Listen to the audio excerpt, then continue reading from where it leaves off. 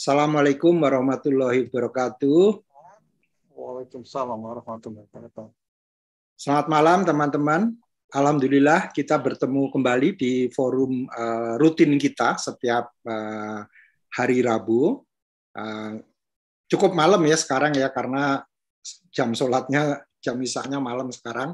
Dan mudah-mudahan nanti bisa kembali lagi ke 19.30. Baik, malam ini kita akan seperti biasa, saya senang sekali bahwa kita berkumpul kembali untuk yang ke-76 ya. Jadi ini suatu prestasi bagi kita semua bisa melakukan forum ini secara konsisten ya, setiap pekan gitu. Jadi sementara ini masih setiap hari Rabu, dan seperti biasa saya akan coba flashback aja mengenai apa yang sudah kita kerjakan selama ini. Jadi buku-buku yang sudah kita bahas. Dan saya tadi juga agak iseng-iseng ya, jadi ternyata kalau saya tempelin semua gitu, ini adalah buku-buku yang sudah kita bahas. Ya, siapa tahu nanti bisa jadi NFT, kita bisa jadi ikut-ikut kayak Ghazali ya. Kita tempelin semua buku-buku yang sudah kita bahas selama berapa? Sudah 1,5 tahun ya. Nah, sebetulnya kita mulai waktu itu 11 Agustus 2020. Ya, jadi ini buku-buku saya nggak perlu bahas satu persatu karena akan banyak makan waktu, dan semuanya ada di YouTube. Silahkan bagi teman-teman yang ingin mempelajari lebih lanjut mengenai buku-buku yang sudah kita bahas. Dan terakhir kita membahas yang ke-75 itu berjudul Switch. Nah, bulan Februari ini insya Allah kita akan membahas 4 buku. Ya, ini yang pertama hari ini adalah Lead from the Future. Seperti saya sudah sampaikan di undangannya ya, jadi ternyata buku ini mendapat apresiasi banyak apa ya istilahnya institusi bisnis ya, termasuk majalah ANC yang sering saya baca ya, itu juga memberikan apresiasi yang bagus sekali terhadap buku ini. Kemudian buku-buku selanjutnya ini yang akan kita bahas, silakan nanti dijadwalkan aja, seperti biasa kami selalu tampilkan di YouTube. Ya, jadi ini selalu ada di YouTube. Dan mungkin nanti tanggal 27 dan 4 Mei kita libur karena itu Ramadan dan maksudnya mendekati Lebaran. Nanti akan kita lanjut lagi dengan jadwal selanjutnya. Malam ini kita ada 3 orang yang luar biasa. Saya akan memperkenalkan moderator kita. Nanti setelah itu biar moderator yang memperkenalkan siapa yang menjadi reviewer, dan sayangnya Pak Mirsa sampai sekarang belum muncul, mungkin karena memang dia berhalangan, jadi dia minta maaf nggak bisa hadir, tapi saya masih positive thinking, siapa tahu malam ini tahu-tahu beliau bisa muncul gitu. Jadi kita doakan semoga Pak Mirsa juga dalam keadaan baik dan bisa muncul malam ini. Nah, yang menjadi moderator adalah Mbak Tanti Ruwani. Bagi saya ini figur yang sudah sangat saya kenal, walaupun saya kenalnya juga gara-gara bedah buku ini juga gitu. Jadi waktu itu membahas blockchain, dan beliau ini memang pakarnya blockchain. Dan ini beliau ini memulai studi di ITB Fakultas Matematika, tapi nggak lama. Setelah itu beliau mengambil di University of Arizona, dan kemudian melanjutkan sampai S2 di Delft University of Technology, the Netherlands, bidang Technical Informatics, dan saat ini menjadi CEO dari PT Inamart. Ya, jadi beliau ini background-nya techy banget gitu. Jadi cocok banget dengan buku yang kita bahas, karena Lead from the Future itu future-nya itu pasti ada teknologinya, nggak mungkin nggak. Kemudian beliau telah berpengalaman lebih dari 20 tahun di bidang pengembangan aplikasi dan platform di berbagai industri seperti oil and gas, serta supply chain, menggunakan blockchain. Nah, keren banget nih. Kemudian telah mengikuti berbagai pelatihan dan mempunyai banyak sertifikasi, diantaranya Software Engineering for Software as a Service and Certified Blockchain Expert. Ya, jadi ini kita bicara dengan orang yang tepat ya kalau kita bicara blockchain, dan saya termasuk yang gemes gitu. Blockchain ini kapan nih supaya ini benar-benar meroket gitu ya. Baik, saya nggak perlu berlama-lama, jadi saya akan kembali sebagai host. Saya akan banyak mencatat nanti, belajar dari moderator, reviewer, dan juga dari Bapak Ibu sekalian yang nanti bertanya atau berkomentar. saya serahkan kembali ke Mbak Tanti. Silakan Mbak Tanti untuk memandu diskusinya. Ya, terima kasih Pak Gatot. Selamat malam Bapak Ibu semua. Senang sekali kita bisa bertemu di hari yang luar biasa ya. Mungkin sadar atau enggak, hari ini adalah tanggal 2 bulan 2 tahun 22 ya, 2022. Jadi duanya Keren, banyak. ya. 2222 gitu ya. Dan mungkin untuk teman-teman yang merayakan kemarin ya baru ada hari Gongsi Facai ya, mudah-mudahan Indonesia makin kaya ya dengan budaya, dengan harapan-harapan, terutama karena ini tahun baru ya, baru aja kita masuk bulan Februari. Senang sekali malam hari ini saya bisa membawakan acara ini sebagai moderator.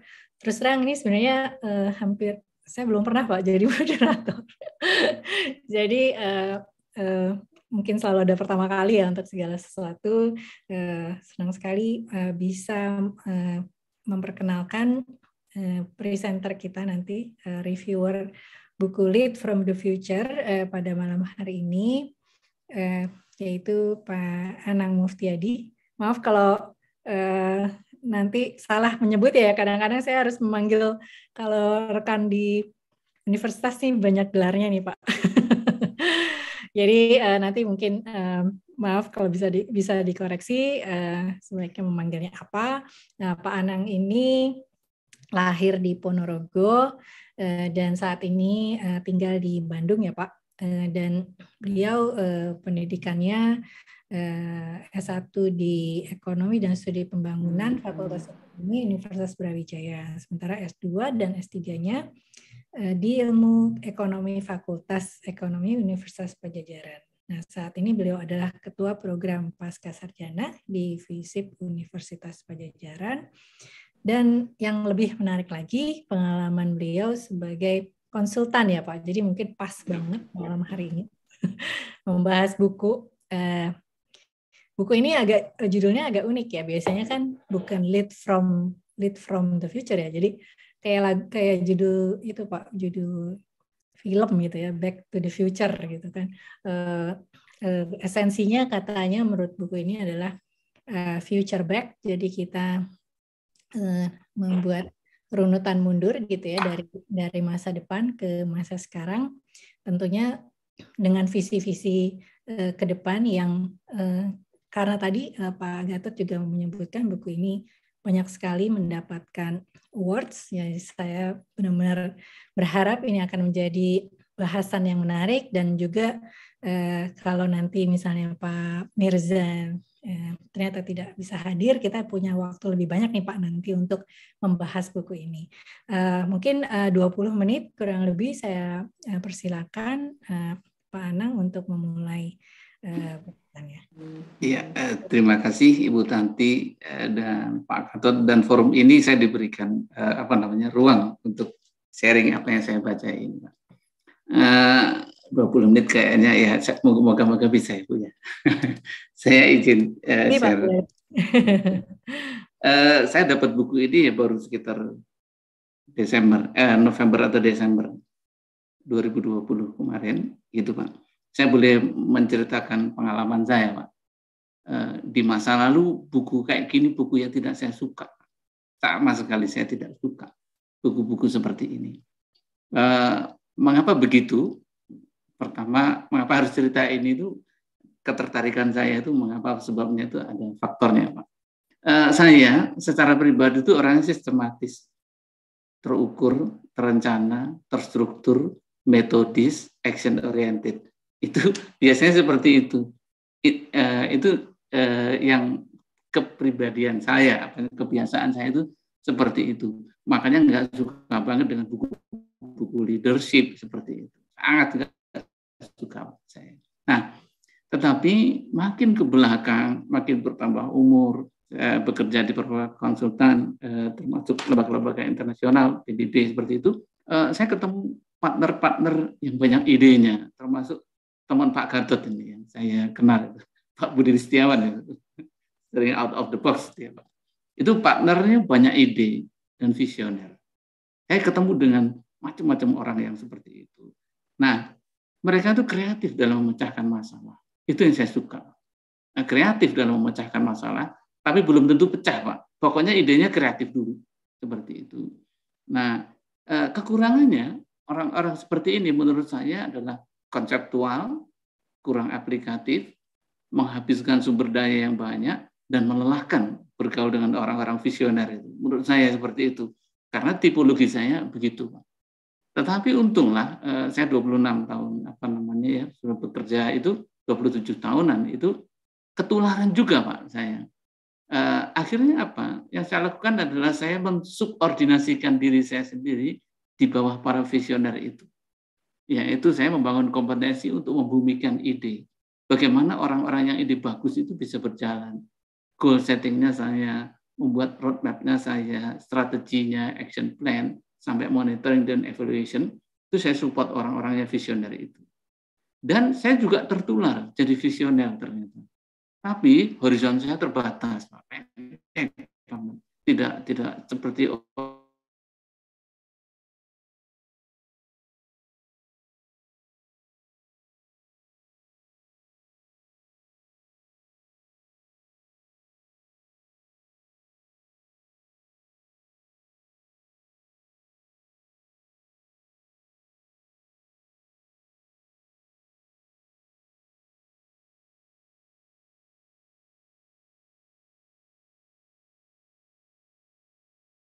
menarik saya sejak kira-kira 2002, belum lama. Jadi dulu saya nggak suka sama sekali buku seperti ini.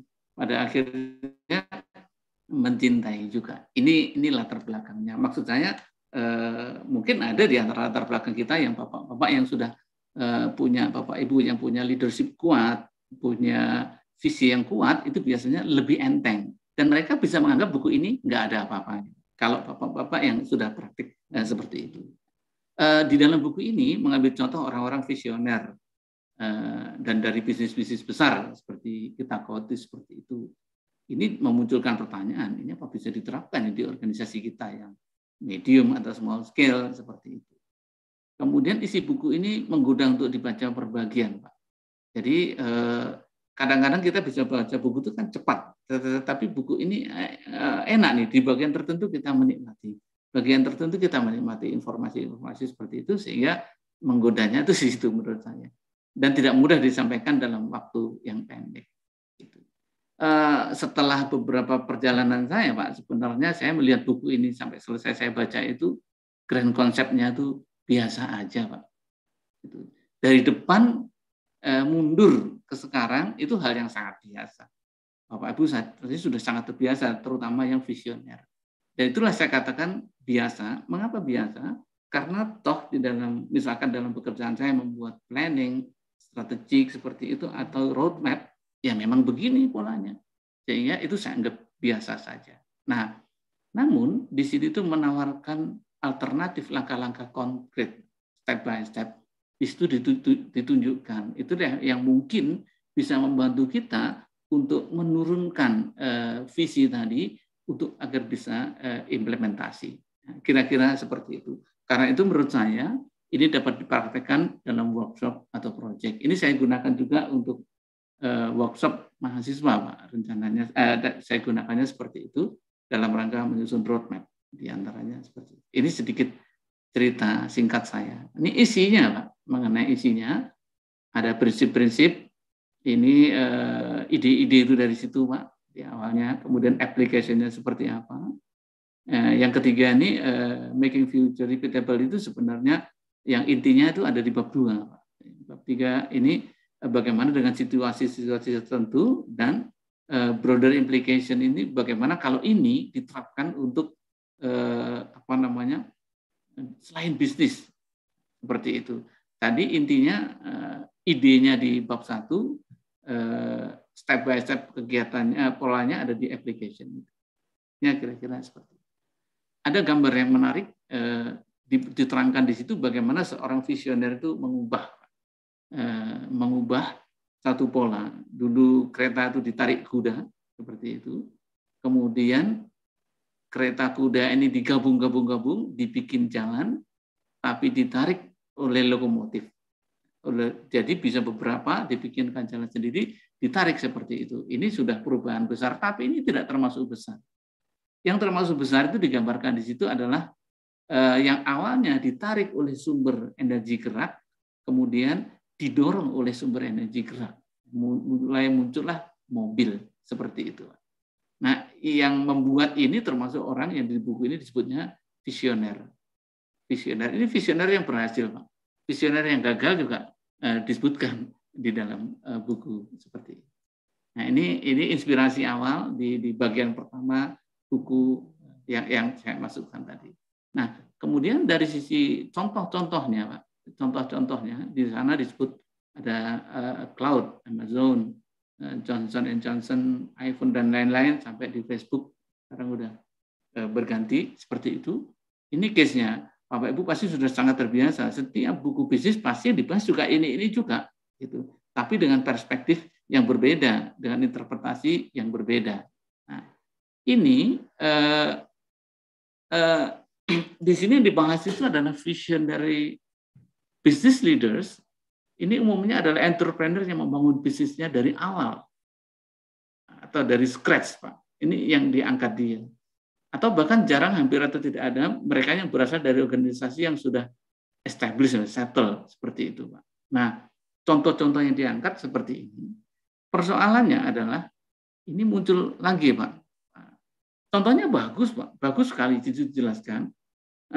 Namun contohnya sekaligus menurut hemat saya dapat menghambat pikiran kita bahwa para visioner itu mungkin orang-orang yang sangat hebat, jadi sulit kita tiru seperti itu. Sehingga di tengah perjalanan saya membaca buku ini, saya memikirkan pada level yang berbeda atau bisnis berbeda, adakah ya yang seperti itu? Maka saya coba lihat, oh ya, keripik apa nih itu maicih itu barang-barang yang simpel kan, Pak. Tapi menurut saya visioner juga ini, Pak. Yang bisnis ini, yang awalnya keripik biasa aja, maka dia bikin level 10 gitu kan, Pak. Level 1 yang tidak pedas, level 10 sangat pedas, sebenarnya dia jualan cabai seperti itu.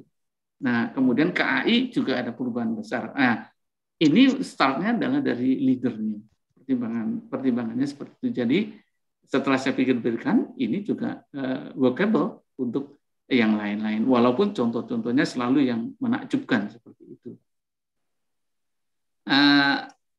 Start buku ini diawali dari perubahan lingkungan. Perubahan lingkungan yang cepat. Nah, ini ada satu bagian menyebutnya evolve or die, itu diindikasikan dengan makin pendeknya umur perusahaan. Tahun 50-an umur perusahaan cuma 33 tahun, sampai tahun 2027 nanti umur perusahaan kira-kira 12 tahun. Setelahnya mungkin sekitar 6 atau 5 tahun. Nah, informasinya seperti itu. Jadi Anda berubah atau Anda mati kira-kira. Bahkan di situ disebutkan Jeff Bezos sendiri mengatakan bahwa Amazon aja yang segede itu bisa bangkrut, Pak. Suatu ketika dia akan bangkrut. Dia sudah siap-siap juga akan situasi perubahan yang dia alami. Nah, apa yang menyebabkan perusahaan cepat mati? Bahkan Amazon pun juga memperkirakan dirinya akan seperti itu sumber kepunahnya adalah inability to imagine a world without us. Jadi cara berpikirnya seperti itu aja. Gitu. Gimana ya kalau tanpa kita tidak ada. Gitu. Itu satu cara dia untuk membangun, saran dia untuk membangun satu visi seperti itu. Maka startlah kita dari masa depan. Misalkan seandainya tanpa kita seperti apa? Kira-kira seperti itu. Nah, dalam membangun visi ini, contoh-contoh di dalam buku disebutkan founders atau leaders startup itu biasanya memiliki unique advantage, yaitu mereka mampu berkonsentrasi pada tujuan-tujuan besar. Nah, ini mudah diomongkan, tapi perlu energi besar, konsistensi dan persistensi. Kalau orang punya visi seperti itu, kadang-kadang visinya bisa buyar karena dia tergoda dengan kegiatan sehari-hari. Nah, sehingga mungkin belum lama udah selesai, visinya berganti, hilang seperti itu. Nah, founders dan leaders yang seperti itu adalah orang yang memang mampu berkonsentrasi dan tahan dia Pak dengan tujuan besar itu. Oh, di pembahasan buku sebelumnya yang sepatu itu Pak, Nike itu kan juga seperti itu. Dia punya ketahanan, disebutkan di situ. Nah, ketahanan ini dilakukan oleh orang-orang yang bisa pertama membebaskan diri dari cara umum atau cara biasa dalam melakukan sesuatu. Seperti pandangan terhadap mobil tadi Pak, tarik itu bukan dorong seperti itu berbalik sama sekali. Kemudian orang yang lebih mau membangun ide yang berjangka panjang ini dilakukannya seperti itu. Kalau Joseph Schumpeter ada menyebutkan creative destruction, ini agak ekstrim bahasanya, tapi innovation itu biasanya dimulai dari kata-kata dia Pak menyitir itu creative destruction. Itu dalam hal bagaimana sekarang dan masuk ke visioner ke depannya itu. Nah, kita lihat kondisi-kondisi sekarang yang dihadapi misalnya dalam satu organisasi atau oleh seorang leader itu. Most of incumbent organization led by people who are much less future facing than their founder. Itu seperti itu Pak, beberapa kondisinya sekarang ini. Dan lama-lama akan banyak seperti itu, sehingga organisasi itu tidak bisa berjalan ke depan atau tidak bisa menjadi visioner. Biasanya orang akan cenderung merespon sesuatu yang bahayanya yang jelas tepat dekat seperti itu, sehingga dia tidak bisa melihat future. Kira-kira seperti itu kondisi-kondisi jangka pendek. Secara finansial, situasi perusahaan, organisasi itu juga mungkin kurang memberikan apresiasi terhadap visi-visi jangka panjang. Itu masih ngimpi itu nanti itu mungkin nggak bisa dilakukan, nggak bisa dicapai seperti itu, sehingga ada bias finansial juga yang membuat situasi visioner, orang-orang visioner itu sulit dihadapi. Kemudian tyranny of the urgent. Jadi nggak sempat mikir masa depan karena udah urusan sehari-hari ada banyak banget. Ini digali Pak di dalam tulis di Harvard Business Review itu pada 27 CEO itu rata-rata 37% meeting per minggu yang menghabiskan 72% dari waktu yang tersedia. Jadi CEO itu kadang-kadang tidak sempat mikir future karena udah urusannya habis dengan faktor kegiatan-kegiatan yang rutin. Ini yang dikhawatirkan pada masa sekarang sehingga orang itu terjebak pada present atau short term ini. Bagaimana kalau kita bergerak maju future, maka kita coba lihat ciri-ciri future atau long term ini. Ini kita buat perbedaannya Pak. Kita dibuat perbedaannya. Pemimpin dengan demikian saran dari ini Porter dan Nohria ini mulai harus memikirkan masa depan. Jadi delegasikan aja lah hal-hal yang rutin yang menghabiskan waktu tampaknya produktif tapi sifatnya short term seperti itu. Saran dia didelegasikan aja dengan baik menurut saran dia. Ini if you don't think about the future in this systematic way, you won't think about the fully realize the threat and opportunity that await you. Ini kadang-kadang berupaya membebaskan pikiran-pikiran seperti itu. Ini untuk menjadi lebih sensitif terhadap persoalan-persoalan masa depan. Seperti itu, Pak. Visi di dalam buku ini sarannya dia bukan memprediksi masa depan secara tepat. Bukan seperti itu. Tapi visi ini akan memberikan kejelasan tentang apa yang harus Anda lakukan terhadap tantangan dan peluang proaktif. Cara proaktif, dan kemudian itu dikombinasikan dengan perencanaan yang tepat dan eksekusi yang secara disiplin. Inilah saya katakan tadi, Pak. Saya ketemu orang-orang yang punya visi yang pertama ini.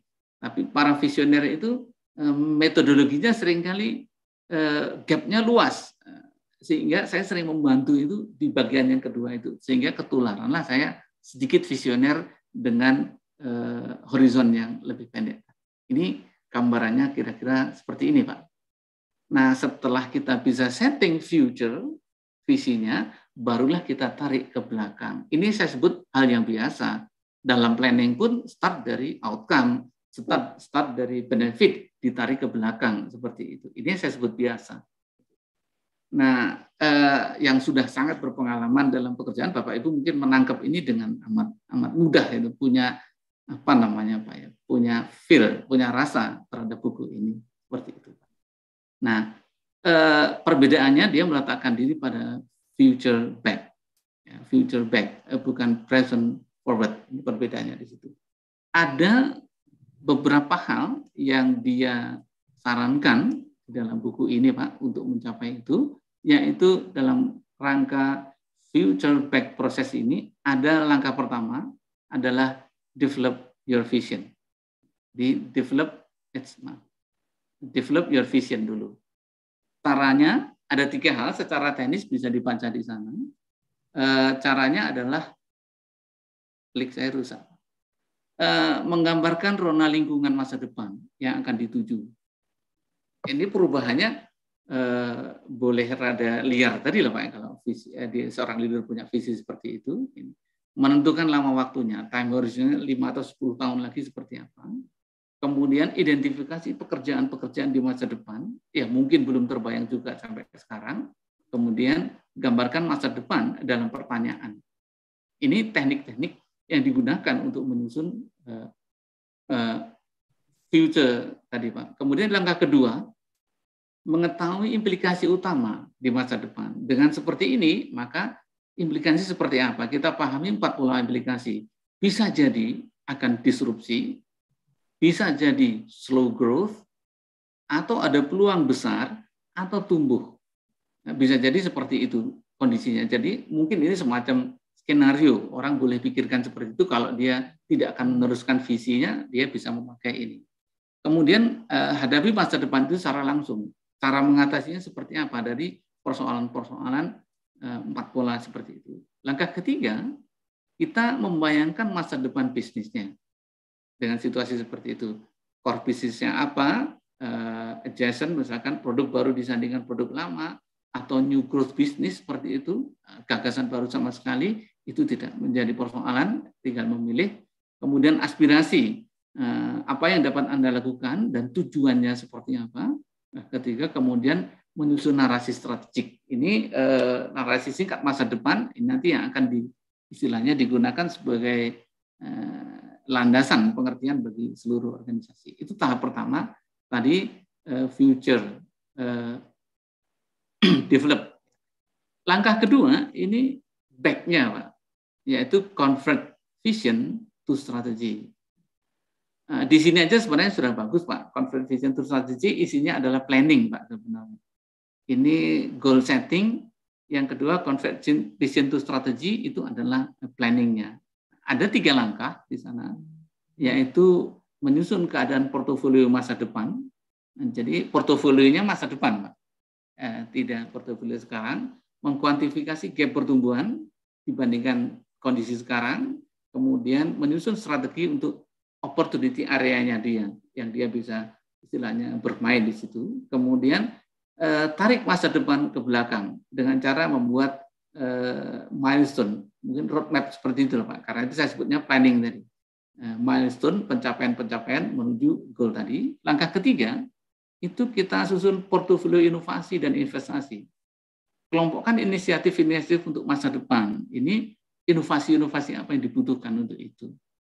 Kemudian menyeimbangkan dengan pertumbuhan, risiko, dan hasilnya. Ini sudah mulai pakai perhitungan-perhitungan, Pak. Perhitungan-perhitungan kelayakan seperti itu. Tetap visioner juga. Kemudian kita memutuskan mana yang akan stop dari aktiviti itu, mana yang akan dimulai, dan mana yang akan dilanjutkan. Ini menurut saya sepenuhnya isinya plan. Sepenuhnya isinya plan. Yang ketiga, Bapak dan Ibu, yang ketiga itu balik ke depannya. Ini sebenarnya program dan implementation strategi ini adalah, dan implementation strategi ini pelaksanaannya. Dimulai dari setting, goal setting, planning, kemudian pelaksanaannya. Ini sebenarnya sudah tersebar juga di banyak buku seperti itu. Bagaimana program dan implementasi ini? Ya standar sekali menurut saya isinya susun program. Ini perlunya peran tim kepemimpinan senior, Pak. Governance, transformasi manajemen kantor, menyusun master plan dan funding, ini tim senior itu sangat berperan. Tapi dalam beberapa hal tim senior ini bisa menghambat, Pak, kalau tim seniornya tidak benar-benar tune in dengan vision itu. Kadang-kadang, wah di zaman saya nggak bisa begitu. Pengalamannya tidak bisa begitu, mati nanti seperti itu. Kadang-kadang malah bisa menjadi penghambat. Tapi ini kita coba peran tim kepemimpinan senior kita angkat. Kemudian model organisasi untuk tim innovation ini perlu dipersiapkan memang. Gitu. Tim dan para talent kemudian merancang incubator. Ya ini kadang-kadang organisasi tidak tahan itu di sini, Pak. Yang saya katakan seringkali menggunakan sumber daya yang banyak, keberhasilannya belum tentu, sehingga orang mungkin tidak sulit untuk istiqomah mencapai visi itu. Kemudian menyusun proses yang tepat, yaitu menggali, membayangkan dan menemukan untuk menapaki milestone milestone tadi, Pak. Kira-kira seperti itu. Langkah kedua, implementasikan. Nah, ada 3 tahap inisiatif untuk new growth-nya, yaitu lakukan inkubasi dulu, save, kemudian terapkan, bisa akselerasi, kemudian lakukan transisi. Itu sekuensnya begitu, dan jaga energi agar programnya tetap jalan. Nah, sepengalaman saya, ya ini juga berat, jaga energi, tidak semudah yang diperkirakan. Kira-kira demikian Bapak dan Ibu yang bisa saya sampaikan secara singkat ini. Moga-moga kita bisa diskusi lebih dalam lagi. Terima kasih. Assalamualaikum warahmatullahi wabarakatuh.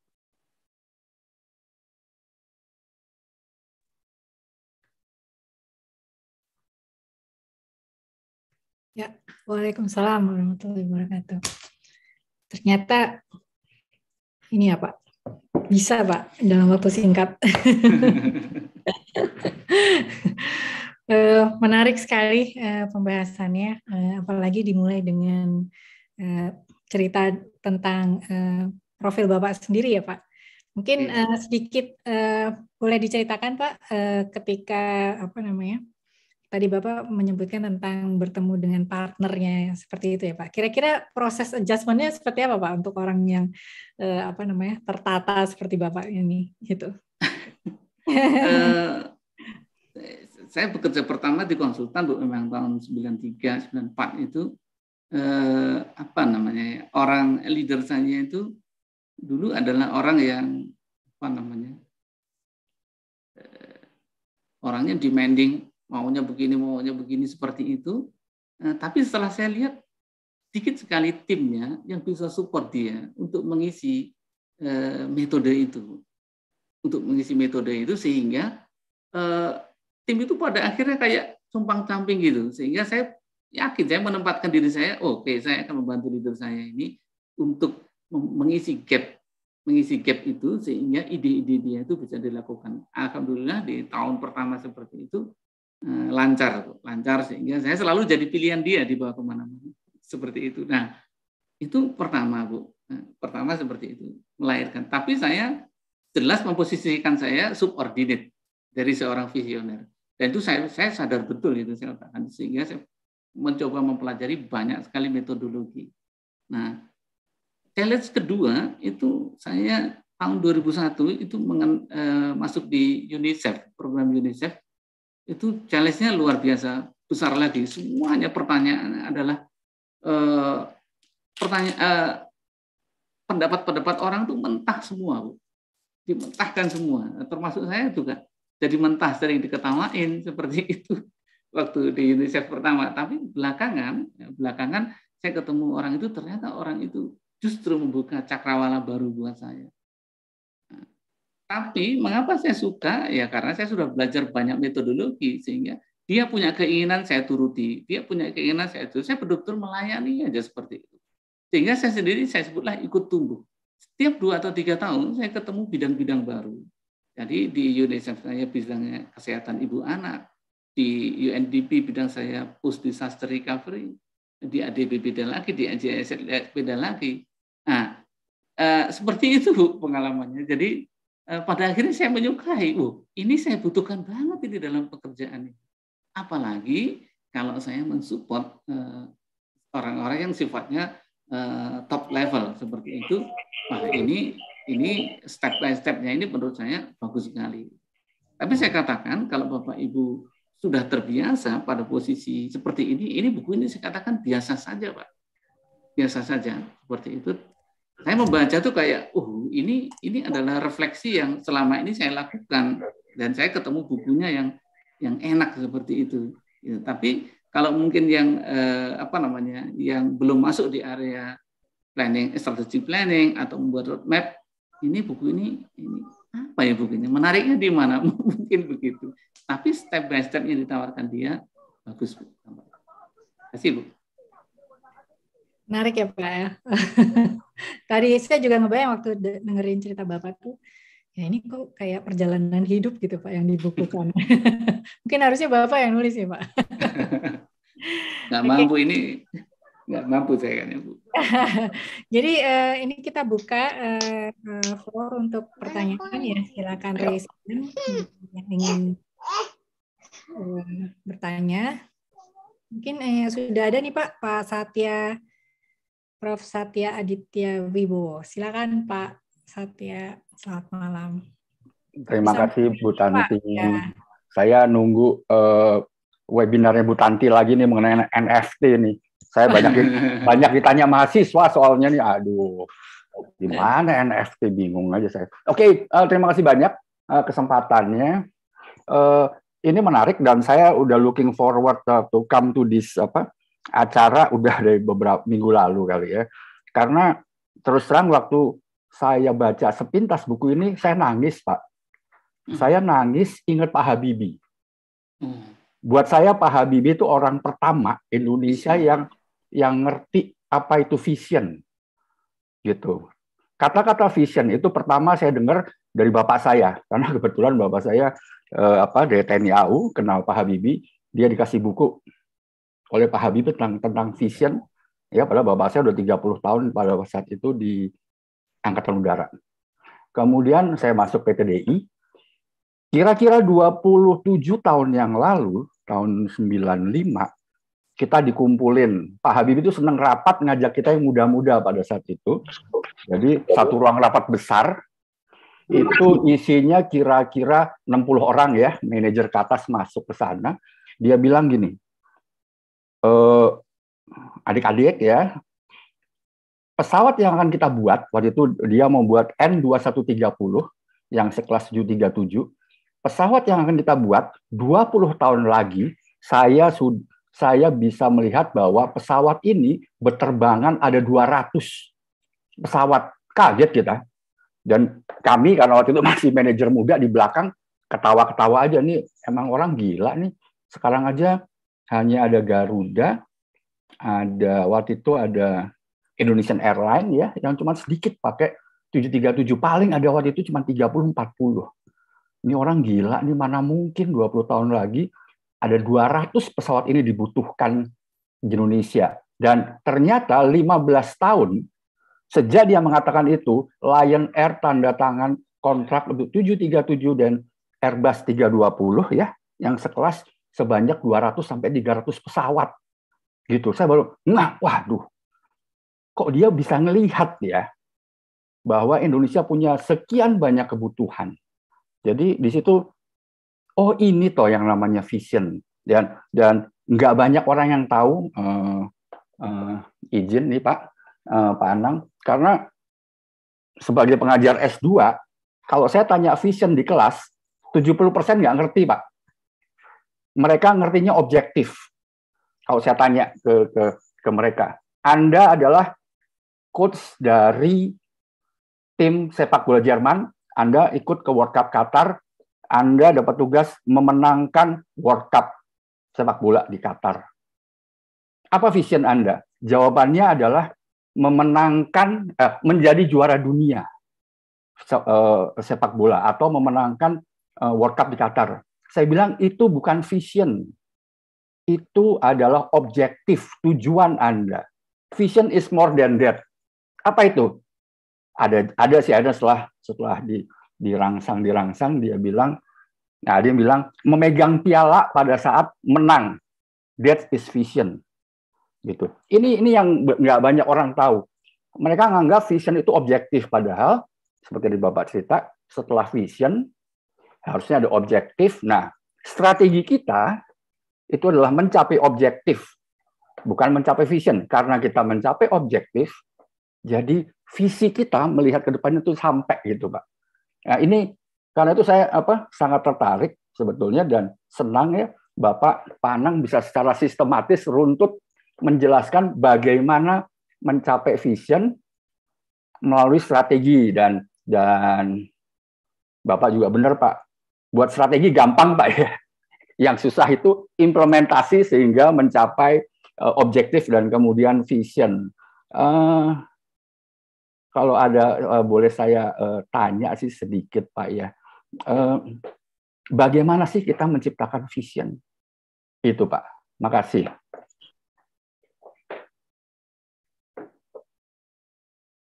Iya Pak, terima kasih Pak.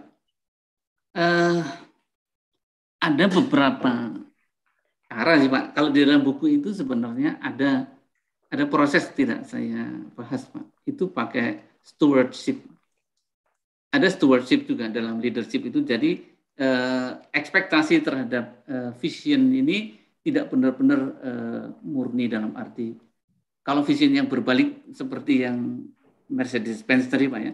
Yang awalnya semua tenaga itu, semua gerakan kendaraan itu ditarik oleh sumber energi, sumber gerak, maka vision dia dibalik, semuanya didorong oleh sumber gerak. Itu benar-benar vision, tapi yang punya vision yang benar-benar seperti itu kan relatif jarang, bahkan seperti Habibie itu.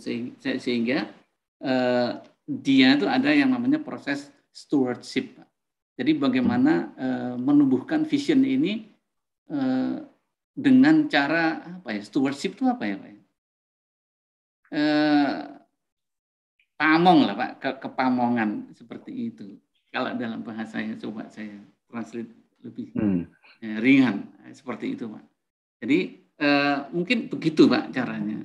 Seperti Pak Habibie mengajak yang muda-muda untuk berkumpul seperti itu sebenarnya adalah juga proses dari stewardship dalam hal apa tadi Pak? Vision Pak. Vision. Jadi menularkan itu tadi sehingga Bapak juga nanti bisa punya misi yang besar juga untuk mensupport ide-ide besar itu. Kalau benar-benar pure itu tampaknya juga jarang Pak ya, jarang betul-betul. Tapi stewardship ini bisa digunakan untuk itu. Mungkin begitu Pak. Terima kasih Pak Anang ya.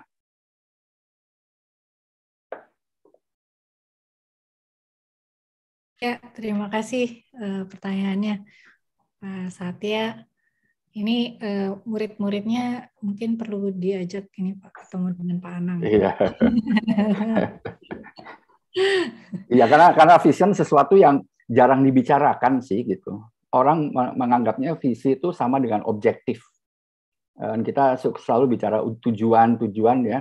Dan kita nggak pernah mendefinisikan dengan tepat apa itu visi tapi nggak apa-apa karena memang objektif sama visi sebetulnya hampir sama gitu kan ya. Berdekatan Pak memang. Berdekatan. Ya, satu visi itu bisa memunculkan beberapa visi objektif yang lain. Ya. Jadi ya begitulah gitu ya. Makasih Mbak. Baik. Ya mungkin ada lagi teman-teman yang Bapak Ibu yang mau bertanya, atau saya silakan kepada ada Pak Bambang Bu. Pak Bambang ya? Raise hand ya. Oh oke ya. Silakan Pak Bambang. Selamat malam. Terima kasih Mbak Tanti, Pak Anang itu terima kasih presentasinya menarik ya. Judul bukunya juga menarik, Lead from the Future gitu kan. Kalau kita ngomong future ini menarik karena kita kemana sih? Kita akan ke future. Dan apabila kita berada di sebuah korporasi ya Pak Anang kan, itu bukankah setiap korporasi itu pasti akan merencanakan future-nya.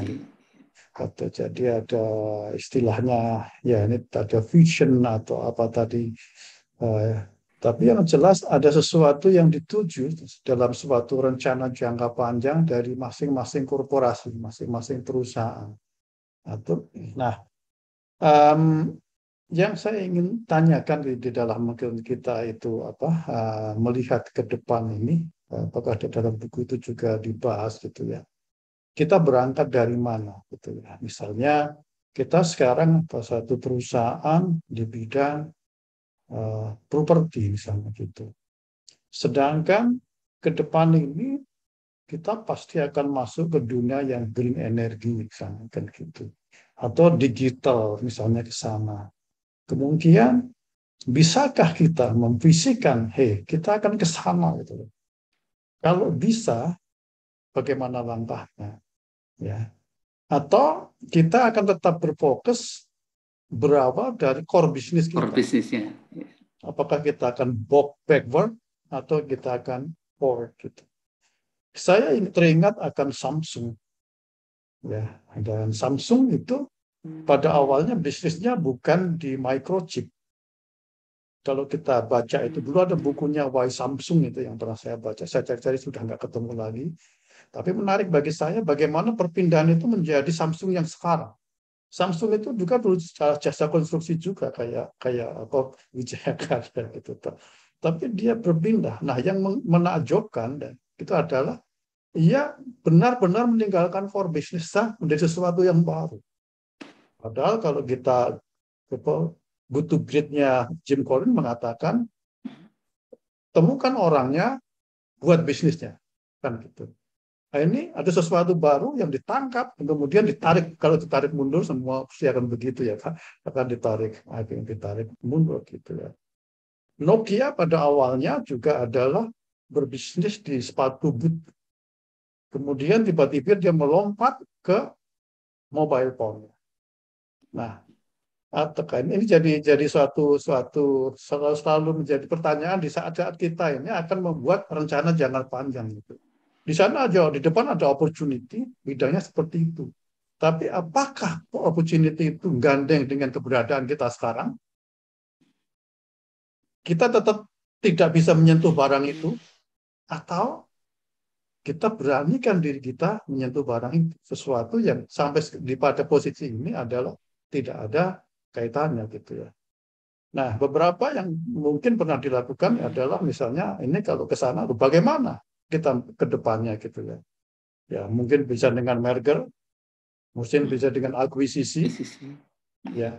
Jadi kita tidak selalu mengandalkan organic growth, tetapi juga unorganic growth. Saya mau masuk bisnis energi, saya melompat saja dengan cara bagaimana? Either saya akuisisi perusahaan orang lain atau saya merger dengan perusahaan orang lain dan saya entering the new business, the real business, bisnis yang baru yang tidak ada. Nah, ini kan menjadi menggelitik ya waktu kita menyusun rencana jangka panjangnya gitu. Kita melihat sesuatu, tapi apa kita terbelenggu dari keadaan kita sekarang begini loh. Resources yang kita miliki ya begini loh. Artinya kalau saya melihat ke depan, ya dibatasi dong. Nggak bisa kamu ngimpi terlalu jauh. Kamu kembangkan yang dari sekarang ini apa, kamu kembangkan, tambahin apa, permak apa, kasih apa gitu. Tapi nggak bisa terlalu melebar ke sana. Nah, seperti itu. Ini aja yang menggoda, karena biasanya kalau di korporasi itu pasti mereka selalu, dan bukan mungkin, saya kira Pak Anang sudah berkali-kali menjadi konsultannya dari beberapa perusahaan. Bagaimana membuat rencana jangka panjangnya. Bisnis ini mau kemana kan gitu ya. Terima kasih Pak Anang. Baik Pak, terima kasih Pak. Tadi contoh di dalam orang-orang yang diangkat di dalam buku ini memang semuanya yang diangkat itu memang dari scratch, Pak. Disebutnya dari scratch, walaupun sudah sangat besar seperti itu, bahkan diangkat seperti Jeff Bezos sendiri benar-benar scratch gitu kan Pak. Nah, memang persoalan dalam organisasi besar. Persoalan dalam organisasi besar itu para eksekutifnya itu sudah mulai berbeda dengan founder mereka. Sehingga kalau organisasi sudah besar itu agak sulit dia melakukan perubahan gitu Pak. Merupakan perubahan yang sifatnya agak radikal seperti itu. Itu disebutkan di bagian awal buku itu. Tetapi di langkah saya lupa ya, langkah kedua atau ketiga. Pertama Pak, pada saat develop your vision itu, case-nya ada 3 Pak. Langkah 3 pada saat kita membayangkan masa depan bisnis, itu dia bisa jadi Pak, tetap ada di core-nya, memang disebutkan di situ, tetap bermain di core bisnisnya. Yang kedua dia bisa melakukan adjacent, yaitu produk lama dia disandingkan produk baru dia disandingkan dengan produk lamanya. Tapi produk baru ini sudah banyak perubahan. Nanti market dibiarkan memilih itu, Pak. Lama-lama nanti hilang yang satunya. Gitu. Atau memang dia membuat gagasan baru sama sekali, Pak. Gagasan baru sama sekali atau new growth business. Jadi ini dibolehkan ketiga-tiganya. Tetapi tentu saja untuk visi-visi yang sifatnya agak radikal seperti itu pada organisasi yang besar, ya itu tadi penyakitnya akan terkena dengan persoalan sehari-hari, persoalan jangka menengah. Jadi sulit untuk bisa menemukan jangka panjang seperti itu. Tetapi di dalam buku ini disebutkan memang istilahnya semacam resep, Pak ya, resep bagaimana kita lepas dari kungkungan itu. Ya itu tadi Pak, to imagine a world without us. Jadi untuk menemukan cara lainnya seperti itu. Seandainya tanpa perusahaan Bapak itu kayak apa ya jadinya? Itu ekstrim sekali Pak, itu cara dia. Mungkin seperti itu Pak, yang disebutkan dalam buku ini. Saya sendiri Pak, seperti saya katakan, saya bukan seorang yang visioner. Berat buat saya mikir. Tetapi keserempet visioner dikit jadi seneng. Tapi horizon saya masih sangat terbatas. Ya, kira-kira seperti itu. Tapi buku ini menurut saya yang menariknya itu karena membantu sampai di step by step-nya itu. Dan melepaskan diri dari ramuan, tadi membuat ramuan lepas dari rutinitas. Bagaimana kalau dunia tanpa kita ya. Ekstrimnya seperti itu. Kira-kira begitu Pak Bambang. Terima kasih Pak. Ya. Terima kasih Pak Anang. Ya memang saya kira benar ya, karena dari tadi ini bedanya ini dari scratch dan ini develop itu. Walaupun di Indonesia kalau kita lihat ya Pak, saya menambahkan sedikit, mohon izin, itu misalnya ada Astra ya. Astra akhir-akhir ini masuk di tol kan. Sesuatu yang beda lagi itu. Diversification Pak ya. Ya, beda lagi. Artinya core-nya nggak di sana ke sana. Adaro yang core-nya dulu di batu bara, dia masuk ke energi nggak apa-apa, menjadi punya pembangkit nggak apa-apa, tapi dia masuk ke air Pak, air bersih, penyediaan air minum. Ini kan juga makanya jadi menggoda gitu. Jadi waktu kita pada posisi bukan dari scratch ya, bukan the founder, tapi kita hanya sebagai di situ dan kita meramalkan bukan kewajiban kita membuat rencana jangka panjang gitu ya Pak Anang ya. Terus kita gimana gitu. Anyway, terima kasih Pak Anang, terima kasih, jelas. Baik Pak Bambang, terima kasih. Oke, kita lanjut. Terima kasih Pak untuk pernyataan dan pertanyaannya. Berikut ada Agung. Silakan Agung. Ya.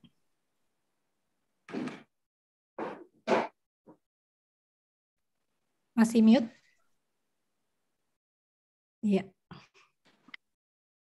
Assalamualaikum, selamat malam Pak Anang. Waalaikumsalam, salam kenal Pak Agung. Mohon izin bertanya, semoga tidak terlalu atau keluar dari bahasan ini. Pertama mungkin tadi di yang saya poin pertama menangkap ada create your vision or develop your vision. Itu ada satu time horizon yang 5 sampai 10 tahun. Ya. Saya curious saja dengan era disrupsi teknologi seperti saat ini, apakah time horizon itu masih make sense Pak? Karena kan perubahannya cepat sekali ya Pak. Pernah ngobrol dengan salah satu fasilitator trainer di salah satu program training lah, bahwa mungkin time horizon itu memang perlu direvisi, tapi juga beliau waktu itu belum punya jawaban ya dan tidak. Jadi saya makin penasaran ketika tadi di buku ini dibahas soal 5-10 tahun. Yang kedua, yang menarik adalah juga ada, saya pernah baca juga soal organization purpose. Intinya adalah why organisasinya eksis. Jadi kenapa organisasi itu ada, itu adalah purpose-nya sebuah organisasi. Nah, purpose ini apakah sama dengan vision atau mana yang lebih tinggi, purpose duluan baru vision, atau sebaliknya? Kalau boleh mohon dicerahkan, Pak. Itu aja dari saya, Pak. Terima kasih, Anang. Terima kasih, Bu Tanti. Terima kasih, Pak Agung. Nah, mungkin beberapa bagian tadi ada yang sudah disampaikan oleh Prof. Satya tadi ya Pak.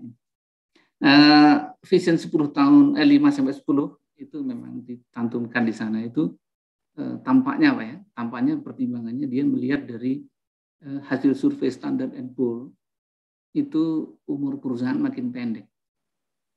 Makin pendek. Terakhirnya dia sebutkan itu berapa ya? Tadi lupa saya Pak. 15 atau sekian tahun itu lupa saya. 12 tahun Pak. 12 tahun. Nah, maka dia menyarankan umur visionnya kira-kira 5-10 tahun. Nah, tetapi tentu saja ya ini dalam kaidah sosial itu tidak ada yang benar-benar pasti gitu kan Pak ya. Ini berlaku apabila ya normal-normal seperti ini selanjutnya. Tapi bisa jadi Pak, ini tidak mengganggu kita dengan waktu Pak. Kalau perubahan Bapak itu misalnya sangat radikal gitu. Saya membayangkan begini Pak, radikal itu bahkan mungkin liar gitu. Misalnya Pak, sampah itu persoalan di Indonesia. Sampah itu persoalan di Indonesia yang enggak selesai-selesai. Moral hazard juga mungkin banyak di sana seperti itu. Sehingga caranya gimana? Misalnya paling top ekstrim cara berpikirnya itu gimana caranya sampah itu dimakan. Misalnya begitu, Pak. Itu maksudnya berpikir liarnya seperti itu. Bagaimana sampah itu dimakan. Oke, tarik lagi mundur lagi bagaimana sampah itu masuk dibuat untuk bangunan rumah. Sebelum sampah diperlakukan seperti sampah. Seperti waste. Kalau waste ya sudah nggak ada apa-apa lagi, Pak. Nah, itu contohnya. Tentu saja itu seperti Pak Satya sampaikan tadi, ini beda dengan purpose, Pak. Beda dengan purpose, vision itu. Kalau purpose-nya tadi memenangkan Piala Dunia di Jerman, sekian, itu purpose-nya, Pak. Nah, vision-nya adalah angkat piala, mengangkat pialanya, itu diantaranya. Jadi memang positioning-nya dekat, Pak, tetapi tetapi beda posisinya. Gambaran Pak Satya tadi ketambahnya cukup menjelaskan apa perbedaannya purpose dengan vision seperti itu. Nah, vision itu ya itu tadi Pak saya contohkannya bisa benar-benar ekstrim. Nah, kalau visinya ekstrim seperti itu ya Pak, mungkin 5-10 tahun itu horizon yang terlalu pendek gitu ya Pak. Terlalu pendek. Sekali lagi ini karena ilmu sosialnya. Kalau Bapak ingin perubahannya yang radikal, ya mungkin perlu waktu panjang. Tapi untuk perusahaan-perusahaan yang istilahnya tidak akan ada perubahan radikal 5-10 seperti itu. Apalagi dengan Pak, teknologi digital sekarang ini. Mungkin begitu Pak. Kalau saya sering melihat seperti ini tidak ada kunci yang pasti Pak. Pasti ada foundation apa atau surrounding apa yang menjelaskan itu sehingga membuat kita membuat satu keputusan tertentu. Mungkin begitu Pak Agung. Ya, mungkin kurang pas ya. Cuman yang pernah saya baca itu why. Jadi organisasinya itu ada kenapa. Baru setelah itu organisasi itu punya vision. Which is yang menurut saya juga bingung lagi. Itu harusnya nggak ada batas waktu. Visi ke depan ya udah nggak nanti yang membatasi adalah misinya. Misi 5 tahun ini mau ngapain, misi tahun ini mau ngapain. Jadi ya mungkin ya setuju tadi karena ini ilmu. Purpose organization-nya bisa sama kan Pak? Bisa tetap purpose organization-nya to serve siapa atau misalkan bisa seperti itu. Oke. Oke Pak. Terima kasih banyak Pak Anang. Baik Pak Agung. Assalamualaikum. Waalaikumsalam. Ya, terima kasih Pak Agung untuk pertanyaannya. Pak Anang juga. Ini kita langsung aja nih Pak, soalnya banyak yang antri. Berikutnya Pak Imam, silakan. Oke, terima kasih. Offshore ya Pak? Iya, ini meramaikan. Menarik sekali tentang visi ya. Jadi kalau yang menarik kemarin tuh visi Facebook itu Pak ya, dia dari media sosial mau jadi meta itu ya, dia ingin membuat ekonomi paralel. Kayak kita bisa menjual beli tanah, tapi tanahnya nggak ada, tapi kita beli ini gitu. Ini topik menarik nih Pak. Jadi dia visi yang kita nggak kebayang kok bisa ekonomi paralel dengan dunia nyata gitu. Itulah mungkin visinya para pengusaha tuh mengarahkan orang untuk menuju visinya dia ya. Nah kalau saya sendiri kan di bidang energi Pak. Kalau saya sering memperhatikan itu misalkan di Bappenas atau visi kita misalkan kita pengen 35.000 gigawatt listrik pada tahun berapa gitu ya, atau program 1 juta barel di tahun berapa, atau renewable energy kita naik persentasenya naik, kemudian program climate change seperti kita reduce karbon untuk di Bappenas itu ada visi. Nah itu yang saya ingin tanyakan, kalau berdasarkan pengalaman Pak Anang itu key point-nya apa sih? Kadang-kadang itu kita punya visi, kemudian kita strategi, kemudian pada saat implementasi itu agak challenge gitu. Itu apakah dari sisi timnya itu memang perlu kita improve, nggak bisa mengeksekusi strateginya, atau strateginya itu perlu kita revisi yang lebih actionable gitu Pak? Atau bagaimana? Itu Pak, terima kasih. Terima kasih Pak. Ini sedikit pengalaman dan sedikit baca-baca gitu ya Pak ya. Ada buku yang pernah kita bahas menarik gitu. Saya suka sekali Pak bukunya. Bapak ya kalau nggak salah ya bahas. Strategi equal execution ya Pak. Aku lupa ya. Mungkin itu Bapak ya yang bahas. Oh iya. Ya. Yang bahas Pak Imam tuh yang bahas. Ya, itu buku itu menarik. Itu saya jadiin handbook juga Pak. Buku itu. Saya jadiin handbook karena praktikalnya ada Pak. Sekali lagi Pak Imam, saya orang yang pragmatis Pak. Yang selama ini sering melayani istilahnya ya, membantu orang-orang punya vision bagus itu untuk merealisasikan itu. Nah, bagaimana dengan Pak semacam public vision seperti Bappenas seperti itu? Visinya boleh Pak, visinya boleh. Artinya dengan visi-visi seperti itu yes. Tapi yang tampaknya pertama yang tampaknya menjadi persoalan itu time frame Pak. Time frame-nya tuh kadang-kadang ya kalau dari sisi saya ya Pak ya, ini terukur atau enggak ya gitu loh Pak. Dari time frame-nya. Mengapa time frame itu menjadi persoalan? Mungkin Pak, kalau di pemerintahan itu ada masa Pak. Ada masa tuh 20 tahun, ada masa 5 tahun, 10 tahun, nah seperti itu Pak. Sehingga itu agak kadang-kadang mungkin agak dipaksakan gitu ya sifatnya, dipaksa masuk frame itu, padahal itu mungkin masih agak jauh pertama seperti itu. Nah, dengan seperti itu problem pertama di vision statement-nya Pak, vision statement-nya. Problem kedua, ini ada gapnya 3 Pak, gapnya 3. Pertama untuk vision statement dulu, kemudian yang kedua atau vision definition dulu, kemudian yang kedua itu di strategi Pak.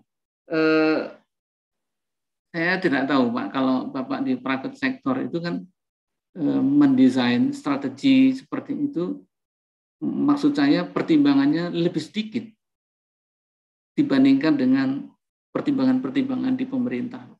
Jadi pemerintah itu karena dia public sector, makanya semua harus open.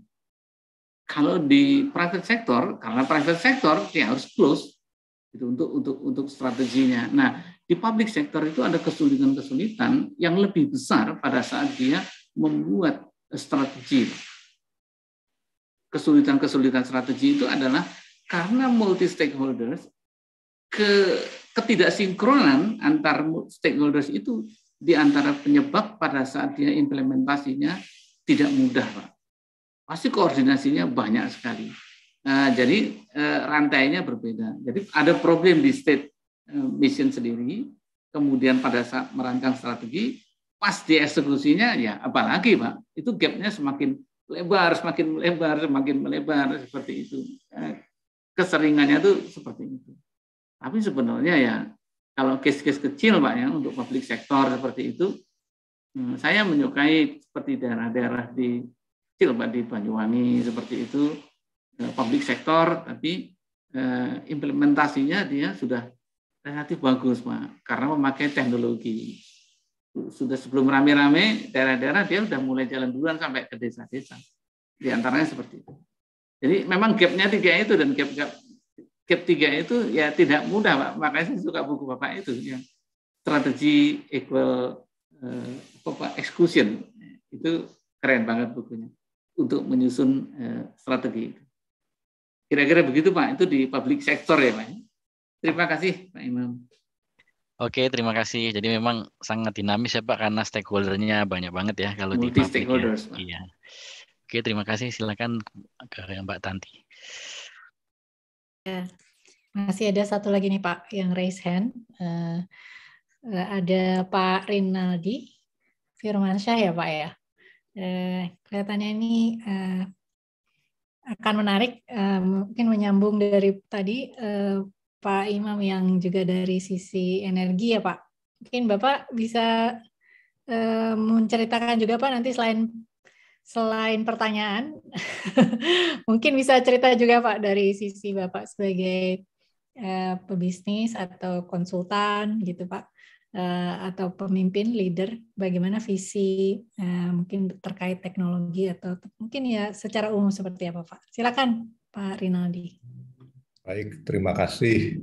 Makasih nih Pak Gatot, Bu Tanti, Pak Anang. Ya, saya bukan bertanya, tapi saya mengamati banyak pertanyaan tadi. Nah, mungkin berdasarkan, kebetulan saya juga ini pengajar mengenai leadership ini. Jadi kenapa ini menjadi menarik bukunya. Memang pengarang buku Pak Anang ya, pintar bikinnya itu Lead from the Future. Judulnya udah sangat menarik. Padahal itu bagi beberapa perusahaan yang sudah besar itu merupakan keniscayaan. Ya, biasanya kan kita sama mulai dari perusahaan, mulai dari yang simple aja RKAP gitu ya, budget tahunan atau rencana jangka panjang. Nah, memang kita mulainya dari ujung, kita tarik ke sini, strategi mencapai ujungnya seperti apa gitu. Itu yang memang menarik. Nah, tapi saya ada beberapa hal yang menarik dari tadi penjelasan dan dari buku ini ya. Satu adalah kenapa yang diambil contoh adalah founder-founder jadi perusahaan baru ya, bukan dari yang established. Karena kalau berdasarkan pengamatan, ya, begini, sebetulnya banyak sekali ya para leader dari perusahaan-perusahaan yang established juga sebenarnya tidak kalah visioner. Tetapi apa yang terjadi ya? Tadi bagus juga di bukunya disebutkan, mereka juga sibuk memadamkan api yang kejadian sekarang.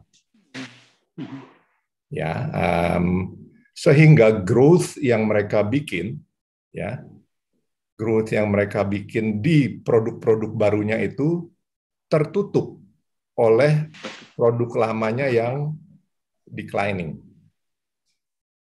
gitu.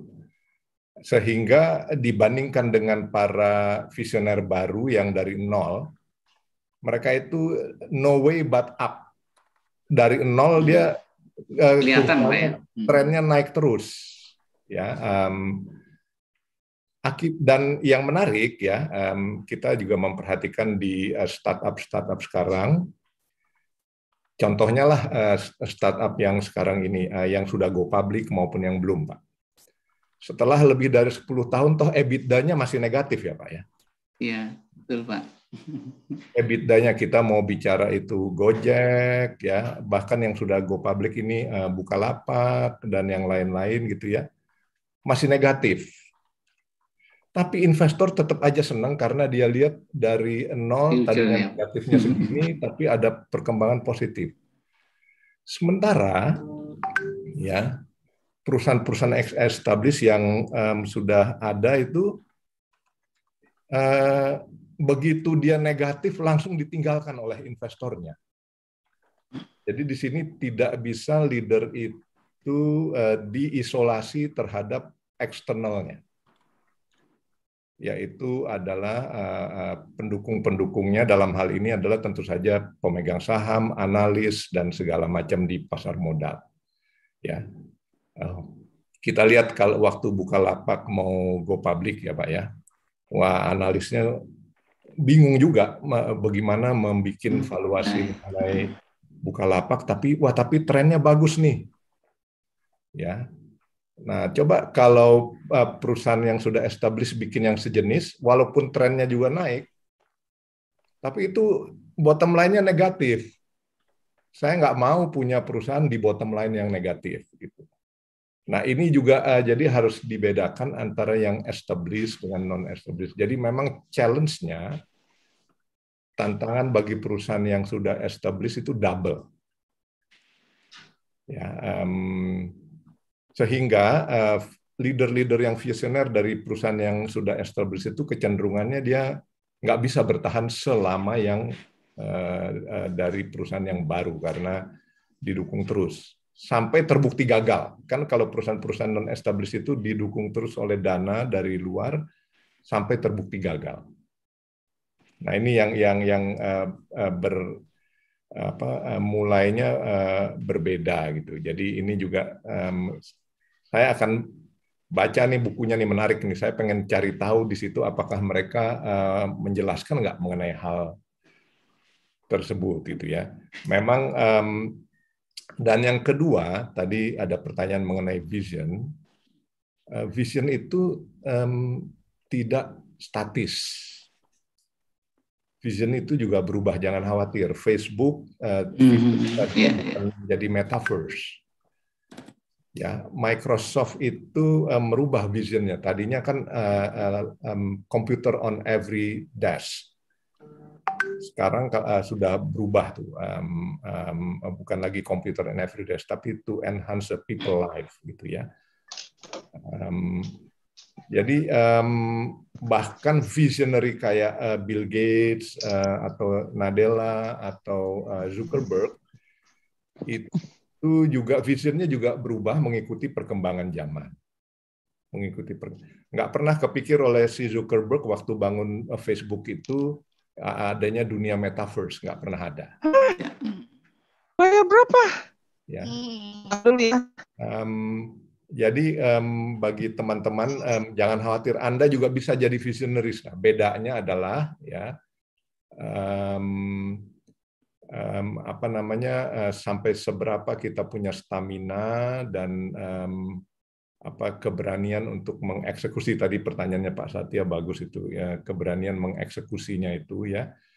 Dan vision kita ya contohnya tadi Microsoft ya Pak ya. Microsoft itu computer on every desk dulu. Tapi ternyata impian itu bisa tercapai. Ya, visionnya itu. Ya dia rubah ya. To help people and businesses throughout the world realize their full potential. Dia rubah ya. So yang ingin saya semangati bukannya ini ya, semangati don't worry ya.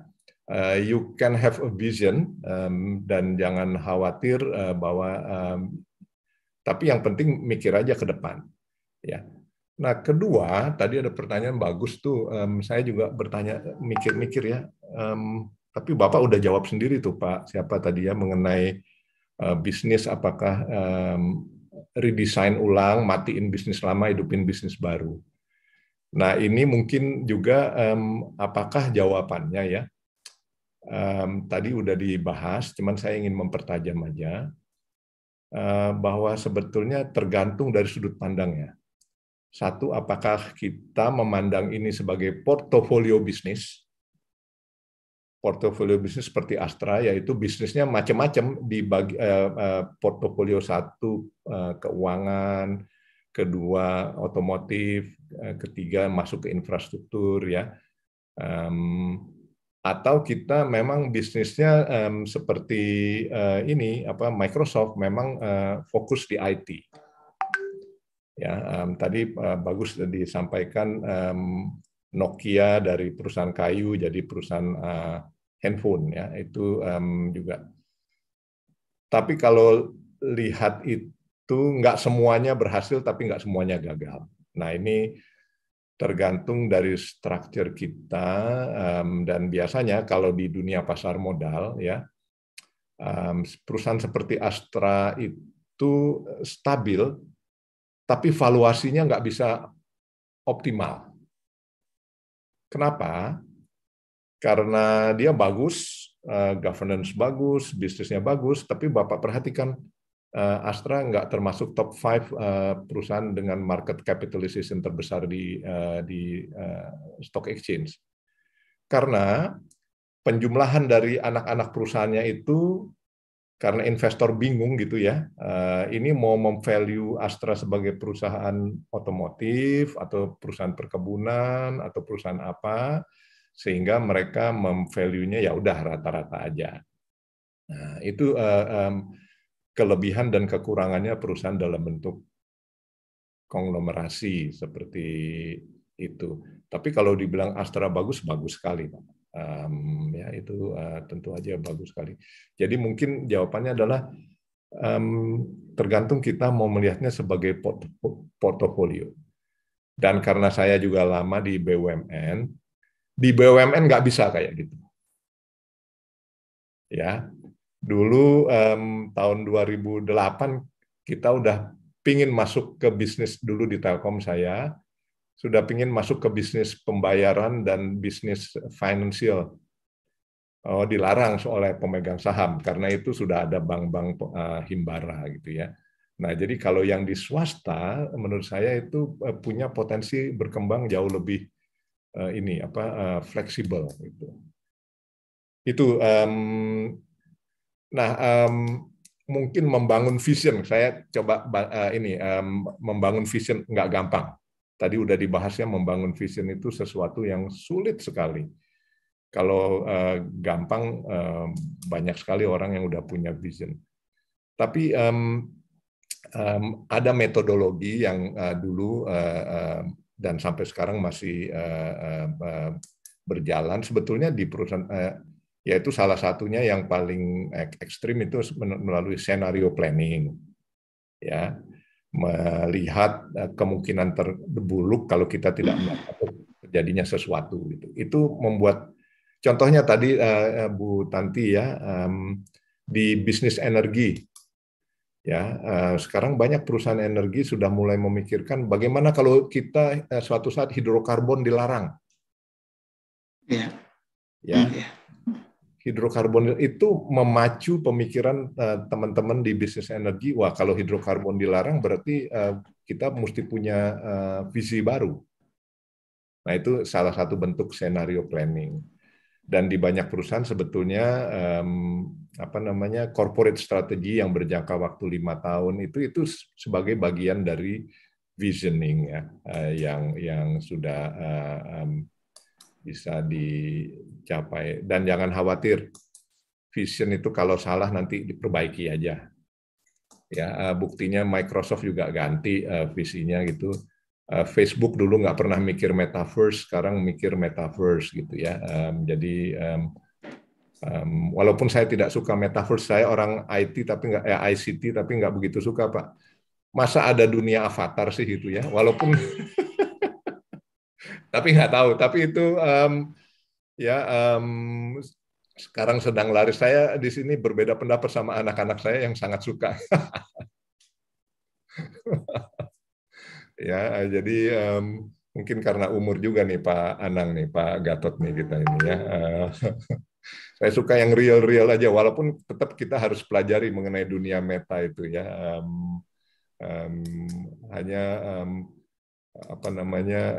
Kalau di Indonesia yang disebut ini, kebetulan saya diminta ini juga, mohon maaf makan waktu sedikit ya. Di Indonesia metaverse itu kapan? Saya juga bingung sih kalau ditanya. Karena untuk bisa bikin dunia meta itu perlu infrastruktur. Sedangkan Indonesia 5G-nya aja, 5G-nya aja baru mau mulai gitu ya. Jadi nanti ada kesenjangan dunia meta antara Jakarta dengan luar Jakarta. Anak Jakarta terlalu canggih, luar Jakarta jadi ketinggalan jauh gitu. Saya rasa itu aja. Mohon maaf, ini saya komentarnya sekiranya ada yang salah. Terima kasih. Assalamualaikum warahmatullahi wabarakatuh. Waalaikumsalam. Waalaikumsalam. Silakan Pak, mau Iya, Bu. Terima kasih Pak Rinaldi. Banyak masukannya. Tadi saya sampaikan di awal Pak, ya, bahwa sebenarnya grand konsep buku ini ya, saya sebutlah biasa, begitu ya Pak. Ya, makanya Bapak mengatakan ini pintar memilih judul ini, Lead from Future. Ya memang begitu harusnya kan begitu ya Pak.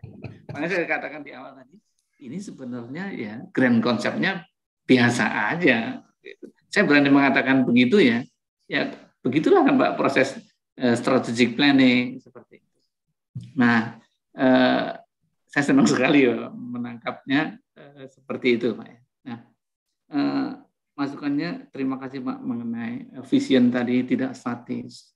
Tidak disebutkan memang vision itu menstimulasi visi-visi yang lain Pak untuk muncul seperti itu. Jadi apa namanya prinsipnya stewardship tadi saya sebutkan seperti itu. Nah, secara prakteknya memang kalau di organisasi apa BUMN yang saya tahu itu ya nggak mungkin ada perubahan visi yang besar. Padahal itu future-nya jelas Pak. Yang Bapak maksud kan diantaranya payment point gitu kan Pak ya.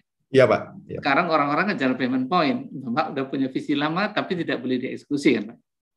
Nah ya organisasinya tidak membolehkan seperti itu Pak. Mungkin saat itu financial reward-nya atau regulasinya tidak mensupport Bapak untuk melakukan apa namanya mengeksekusi visi. Mungkin saya masuk itu sedikit. Penyakit juga Pak. Saya masuk sedikit Pak. Bukan ya, itu Pak. Dulu ada kekhawatiran dari perbankan, terutama perbankan BUMN, bisa dilibas oleh industri telekomunikasi gitu. Karena jaringannya kan sampai ke lewat satelit bisa sampai ke gunung-gunung gitu. Padahal sih enggak juga. Nggak mungkin kita bisa kalahin industri perbankan. Itu aja sih ininya. Ya, baik Pak. Bagaimana tadi Pak mengenai contoh Bapak tadi misalkan visi ganti tapi core bisnisnya tetap sama. Iya. Visi Microsoft juga begitu kan? Iya. Visinya ganti tapi core bisnisnya tetap sama. Itu yang salah satu core tadi disebutkan. Yang kedua yang saya disebutkan tadi adalah yang adjacent tadi Pak. Produk lama disandingkan dengan produk baru. Mungkin itu yang agak relatif visible pada organisasi-organisasi besar sekarang, karena menurut Bapak tadi masih harus jadi pemadam kebakaran juga, seperti itu. Harus kita lakukan dua-duanya, atau kalau semuanya seperti halnya grupnya Sampurna, grupnya Astra, itu portofolio bisnis tadi, yang memang tujuannya dia bisa jadi menyebar ke sana. Ada satu kunci yang apa namanya Pak, saya ambil dari buku ini yang tadi saya agak lupa ya Bapak tadi menyebutkan, tapi cocok dengan yang Bapak sampaikan tadi, world without us. Ya.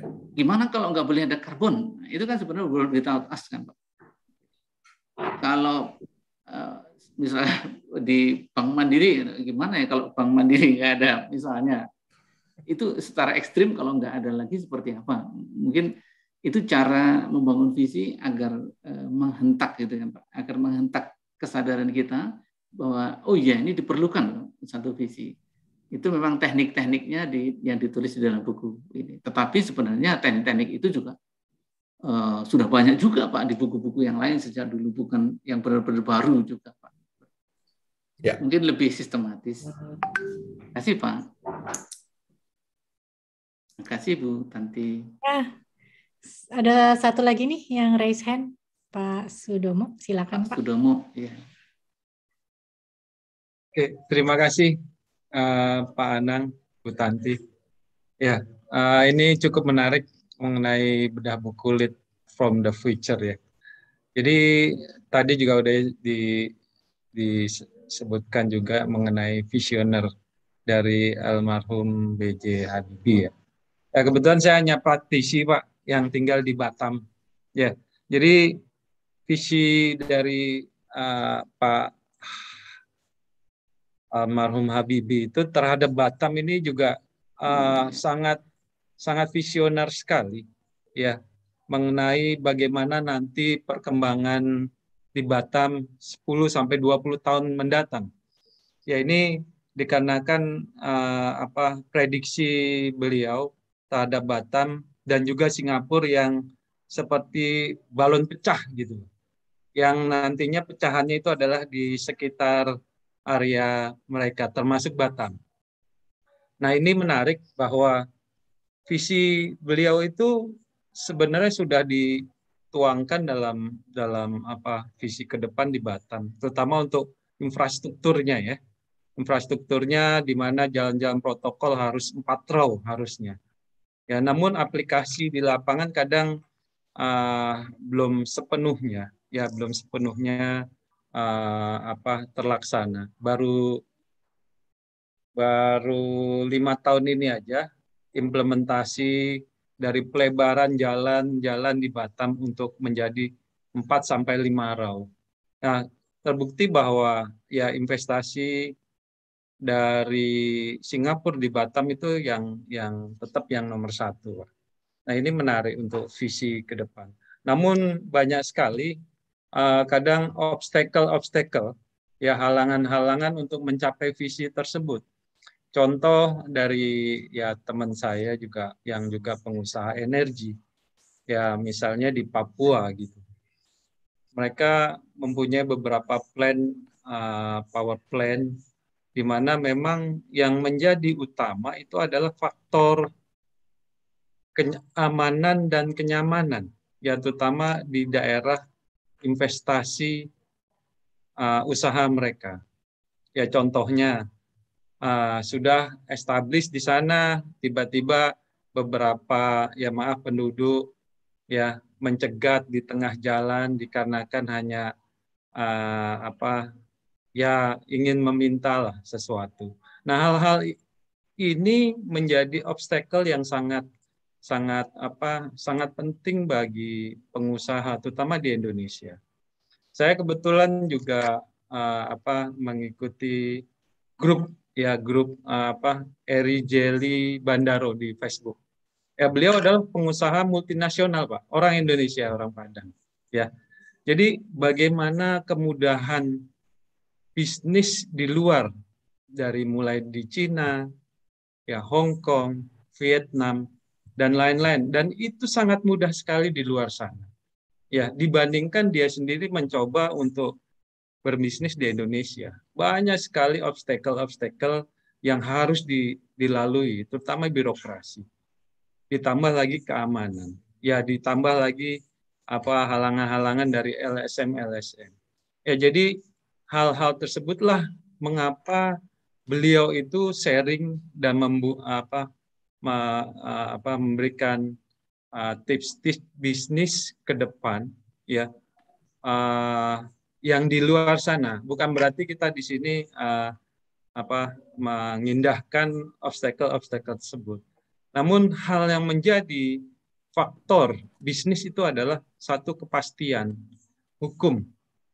Itu yang diinikan. Ya kebetulan di zaman Presiden Jokowi ini memang hal-hal birokrasi ini yang coba dipangkas sehingga lead time untuk berbisnis itu memang cepat. Namun aktualnya juga masih tetap hal tersebut menjadi obstacle bagi setiap pengusaha atau apalagi startup.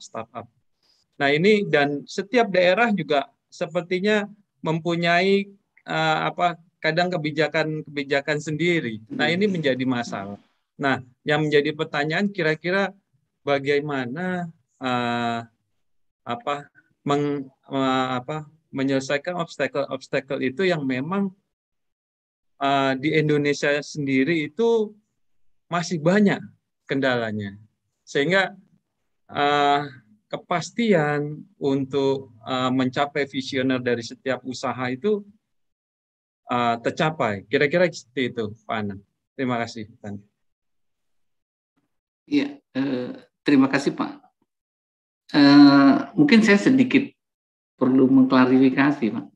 Pertama, visi Batam seperti itu. Saya tidak tahu persis, Pak, seperti itu. Nah, menghadapi banyak obstacle, macam-macam tadi, kalau kita mau merancang visi, misalkan seperti itu, pertama harus kita clarify dulu, Pak. Yaitu, obstacle itu sebenarnya urusan siapa? Jadi itu nanti yang menghandle organisasi apa, itu biar clear, Pak. Misalkan seperti itu. Oh itu Pemdanya, di sana itu ada Pemkot ya, Pemkot Batam. Batam itu kan unik gitu. Ada otorita dan ada Pemkot di tanah yang sama kan Pak ya, seperti itu.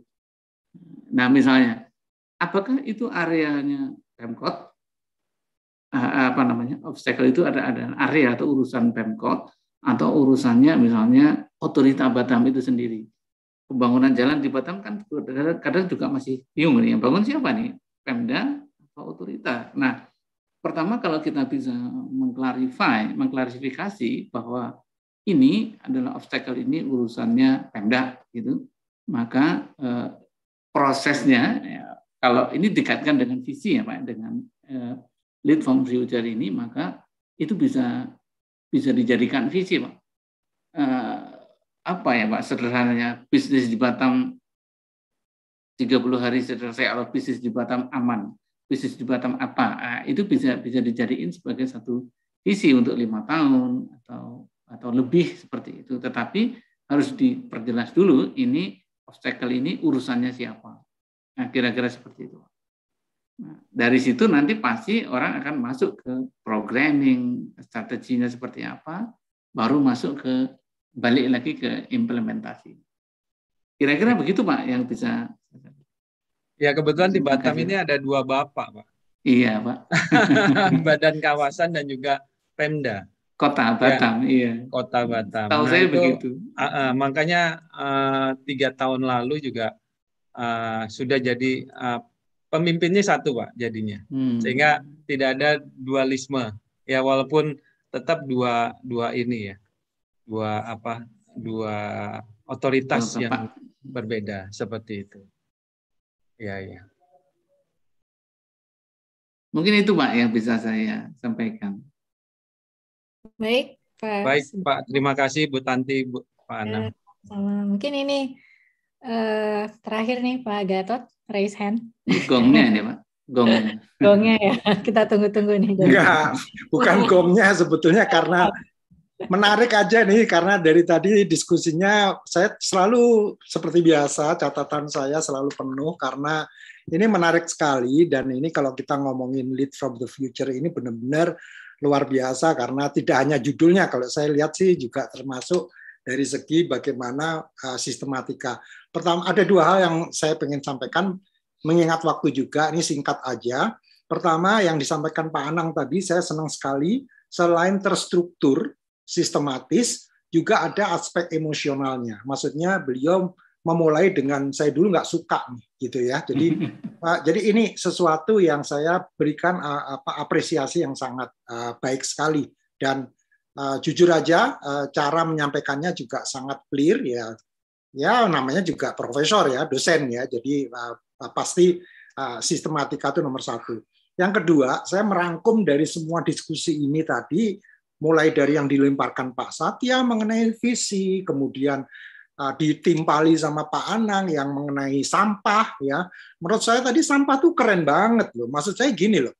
Mungkin tidak hanya bagaimana sampah dimakan ya. Mungkin one day kita bisa melakukan atau suatu teknologi kita minum tetap pakai air atau makan tetap pakai nasi, tapi nggak ada piringnya. Jadi tahu-tahu makan gitu kayak metaverse gitu. Jadi makan ya makan, tapi nggak ada sesuatu yang di ini. Jadi sendok segala macam itu semuanya itu virtual, tapi it can move ya to your body. Ya itu satu. Yang kedua, it can be one day ada teknologi yang membuat food teknologi yang luar biasa.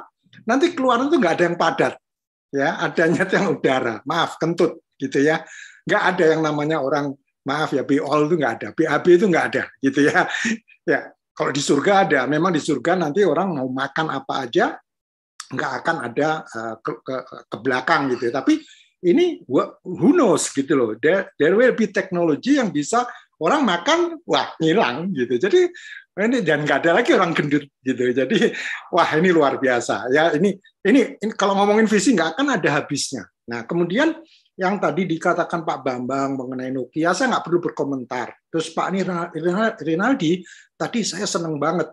Karena beliau menekankan bahwa don't worry, ya, you can be as visionary as you can. Gitu. Wah, ini luar biasa. Karena ini tadi seakan mendobrak apa yang dikatakan Pak Anang tadi, bahwa kadang-kadang kita ini ada cognitive bias. Tadi ya Pak ya, jadi yang namanya visi from the leader itu tahu-tahu terpunahkan karena ya orang-orang yang ada itu nggak buy in visionnya gitu. Ngapain sih ngomongin kayak gitu yang tadi dikatakan Pak Satya, gila 20 tahun lagi kita lagi masang bautnya 2130 aja belum bisa, bikin bautnya aja belum bisa, ngomongin 200 pesawat gitu. But it happened kan gitu loh. Ya, jadi ini visi ini sesuatu yang memang harus kita berikan apresiasi yang luar biasa, jangan dibilang orang yang visioner itu gila. Nah, salah satu contohnya Elon Musk ya. Elon Musk itu orang yang dibilang gila. Oke, apapun predikatnya, tapi saya baca bukunya yang Elon Musk itu diary yang dibikin orang lain ya. Itu di chapter terakhir itu menarik sekali. The Unified Field Theory of Elon Musk ya. Saya sudah berkali-kali mengatakan ini karena saya tertarik sekali, yaitu dia melihat ini dunia ini sebagai suatu jawaban atas pertanyaannya dia yang dia susun selama 13 tahun. Ya, untuk mendapatkan pertanyaan yang benar itu perlu waktu 13 tahun. Sekali lagi ini bukan mendiscourage apa yang dikatakan Pak Rinaldi ya. Ya, even seorang Elon Musk butuh waktu 13 tahun. Ya. Bukan berarti juga seorang Gatot akan butuh 50 tahun. It can be better gitu ya, atau seorang Anang, seorang Tanti. Nah, maksud saya begini. Dia selama 13 tahun itu hanya menyusun satu pertanyaan. Apa yang akan menimbulkan suatu kemaslahatan terhadap masyarakat ini ya, dan akan dibutuhkan selamanya? Itu 13 tahun untuk mendapatkan pertanyaan itu aja. Ya, jawabannya energi. Ya, udah. Begitu energi sama dia di lock. Dia nggak mau lagi ngomongin yang lain selain energi. Nah, terus energi gimana? Dia maunya energi yang non fossil fossil based energy. Yang namanya minyak dan gas bumi, batu bara udah nggak main bagi dia. Nah, terus dia bikin SpaceX kan itu kan malah makan energi. Tunggu dulu. Ternyata dia punya visi bahwa dia ingin mempelajari material engineering dari SpaceX supaya bisa diterapkan ke Tesla. Supaya kecepatan mobil Tesla yang digerakkan oleh listrik itu kecepatannya sama dengan mobil BBM atau lebih bahkan, ya kan? Dengan apa? Material yang baik. Dan in the future bahkan pengennya nanti ngecasnya itu di jalan gitu, dan itu udah ada. Saya kemarin lihat ada video bahwa di Eropa atau di mana itu ada jalan yang sambil mobil itu jalan dia ngecas gitu ya. Jadi materialnya itu udah didesain sedemikian rupa. Yang ketiga, kenapa dia beli Solar City, perusahaan yang bangkrut dia beli ya? Karena future-nya dia maunya mobil-mobil listrik itu nanti dicasnya sambil ngopi-ngopi di rumah-rumah itu ya, orang nikmati kopi sambil ngecas listrik jalan gitu. Nah, ini semua sebetulnya jawaban dari pertanyaan dari seorang profesor Harvard yang namanya Ted Levitt ya. Ted Levitt itu di tahun 1965, bayangkan. Dia atau 60 bahkan, dia bikin tulisan namanya Marketing Myopia.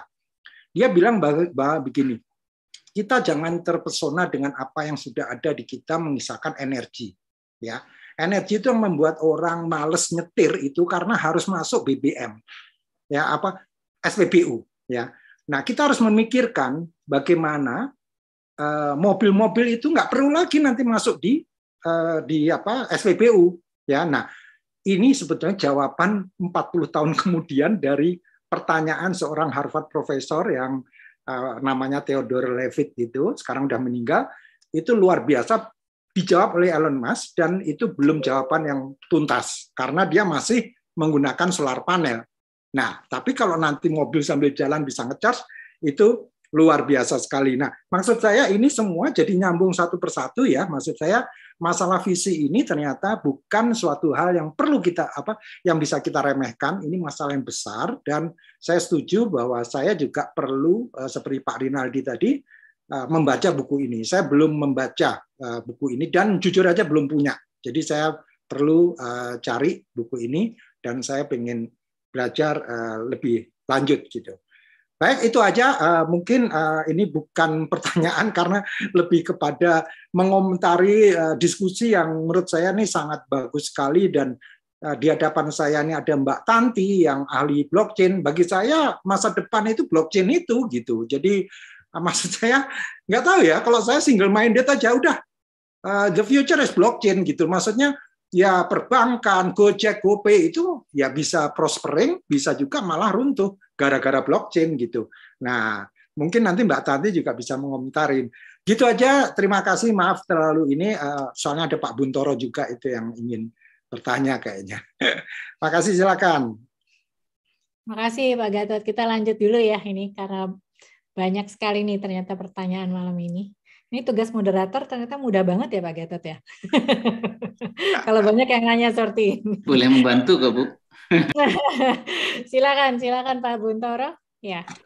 Terima kasih, Mbak Tanti. Saya pakai stopwatch untuk 5 menit. Begini, visi ini kan sebenarnya kan harus ada visionernya. Nah, apakah semua yang dikemukakan oleh pimpinan itu visi? Nah, karena ini buku, saya ambil dari Dewi Lestari. Dewi Lestari di Supernova dibilang bahwa visioner itu harus melalui 5 tahapan. Jadi dia harus lewati survival for the life, survival for the fittest. Dia harus harus masuk dalam posisi relax, kemudian intuitif, kreatif. Nah, yang terakhir baru visi, visioner itu. Ini dari bukunya Supernova. Nah, saya mau kasih contoh dalam bentuk nyatanya dalam kehidupan itu seperti apa. Saya bisa share screen ya. Ini. Bisa. Nah, ini dunia nyata. Pada waktu di sini, saya udah tahu ini akan jatuh. Tapi saya nggak tahu how deep dia akan jatuh. Tapi saya memikirkan di sini ini apa? Apa yang harus saya lakukan? Apakah produk saya masih laku pada saat itu? Apakah bisnis yang sekarang ini masih relevan pada saat itu? Nah, saya pikir visioner itu ya, yang dalam dunia nyata ya begini. Ini nyata, ini saya alamin sendiri. Bagaimana saya memikirkan nih, ini saya bagaimana visi memulihkan kondisi bisnis dengan visi. Dan saya harus memperhitungkan produk apa yang bakalan laku di sana. Yang saya yakin bahwa produk yang sekarang di 2018 ini tidak relevan lagi di 2021. Jadi saya membayangkan produk apa. Dan bisnis yang pada waktu sekarang ini juga tidak akan relevan lagi di 2021. Dan memang ternyata benar. Nah, nanti ini bagaimana bisa pulih dengan V-shape ini nanti ceritanya lain. Tapi saya ingin kasih urut rembuk aja di masalahnya bahwa visi ini benar-benar nyata dalam bentuknya yang nyata. Jadi apakah seorang bisa membayangkan atau tidak? Nah, perkara ini how deep dan bisa naik ini, waduh, ceritanya beda lagi, lain lagi di mana. Saya rasa saya cuma nambahin itu aja. Jadi bahwa visioner itu, seorang visioner itu bisa dibentuk. Dan saya karena saya ingin jadi visioner, saya menjalani itu semua. Jadi saya tidak dalam posisi uangnya saya akan habis atau jadi miskin, itu tidak masalah. Apakah saya jadi tidak terkenal atau jadi orang pinggiran, ya tidak masalah buat saya. Karena itu akan mengganggu visi saya, akan mengganggu pikiran saya, bias jadi visi saya, untuk menentukan apa yang ada di sini. Saya rasa begitu, Mas Anang. Belum ada 5 menit, 3 menit, 13 menit, 13 detik. Terima kasih, Mas Anang. Terima kasih, Bu Tanti. Terima kasih. Iya, Pak. Silakan, Pak Anang. Iya, Bu. Terima kasih. Iya, Pak. Yang disampaikan oleh siapa? Di dulu apa sih? Saya lupa. Dewi Lestari, Supernova. Dewi Lestari dulu 3 grup itu kan lupa saya. Nah, saya sedikit juga Pak menyinggung tentang 5 tahapan itu, dan Bapak merasakan bahwa itu adalah, oh ya saya sudah vision seperti itu. Vision adalah yang terakhir tadi Pak. Mungkin yang membedakan Pak, antar orang itu adalah tahapan tadi 1 sampai 5 tadi bisa jadi sangat pendek gitu. Bisa jadi sangat pendek sehingga kita cepat akan ketemu dengan vision seperti itu. Kejadiannya tuh tahapannya bisa jadi pendek-pendek, bukan panjang seperti itu. Ini mungkin setiap orang juga akan berbeda situasinya, sehingga kalau menurut Bapak tadi mencapai kembali ke puncak tadi aja itu sudah vision Bapak, ya itulah vision. Itu juga vision Pak. Jadi menurut saya variasinya sangat besar Pak. Jadi seperti Pak Setia tadi sampaikan, Pak Arief saya lupa tadi, bahwa jangan khawatir dengan visi. Oh, saya pikir saya setuju sekali Pak dengan seperti itu, sehingga kita tidak dibebani dengan bahwa agak sulit gitu loh Pak, membuat visi itu. Seperti itu aja sudah visi bagi Bapak dalam rangka seperti itu. Jadi tahapan tadi bisa benar tapi bisa pendek gitu, tapi bisa juga panjang untuk mencapai. Mungkin tergantung intensitas perubahannya Pak. Kalau perubahannya radikal ya mungkin agak panjang gitu. Tapi kalau perubahannya pendek perubahannya tidak radikal ya mungkin agak pendek proses visinya itu. Sedikit Pak yang bisa saya urun rembukan, nggak bisa menjawab semuanya saya. Terima kasih, Pak. Terima kasih, Pak. Baik, nampaknya sudah nggak ada lagi nih Pak yang raise hand. Sudah malam ya, Bu. Dan sudah malam juga. Tadi ada chat nih Pak yang belum sempat saya bacakan dari Bu siapa tadi ya? Bu Ika Maya ya. Tadi Bapak menyebutkan tentang sampah ya Bu ya. Oh iya. Ternyata Bu Ika cerita bahwa sudah ada perusahaan yang membuat sampah menjadi material bangunan. Alhamdulillah kemarin kami dapat bantuan donasi 10.000 batu bata dari sampah Pak untuk pembangunan gereja. Nah, jadi memang berarti memang kadang kita melihat sekarang ini kan banyak sekali ya contoh-contoh yang di buku ini mungkin ya Pak gitu kan, itu semuanya dari luar gitu, padahal mungkin di sekitar kita ya juga banyak ya Pak yang visioner seperti tadi Bapak sampaikan yang keripik itu ya Pak ya. Iya, keripik apa? Maici itu Bu ya. Maici. Iya. Kan sering kan UMKM kita itu disebut pahlawan ya Pak ya, karena mereka kecil-kecil tetapi kalau mereka tidak punya visi nggak tahan tuh Pak ya. Iya. Setiap hari melihat mungkin jadi biasa aja gitu. Iya, gitu kan ya Pak. Padahal ternyata jumlahnya banyak sekali dan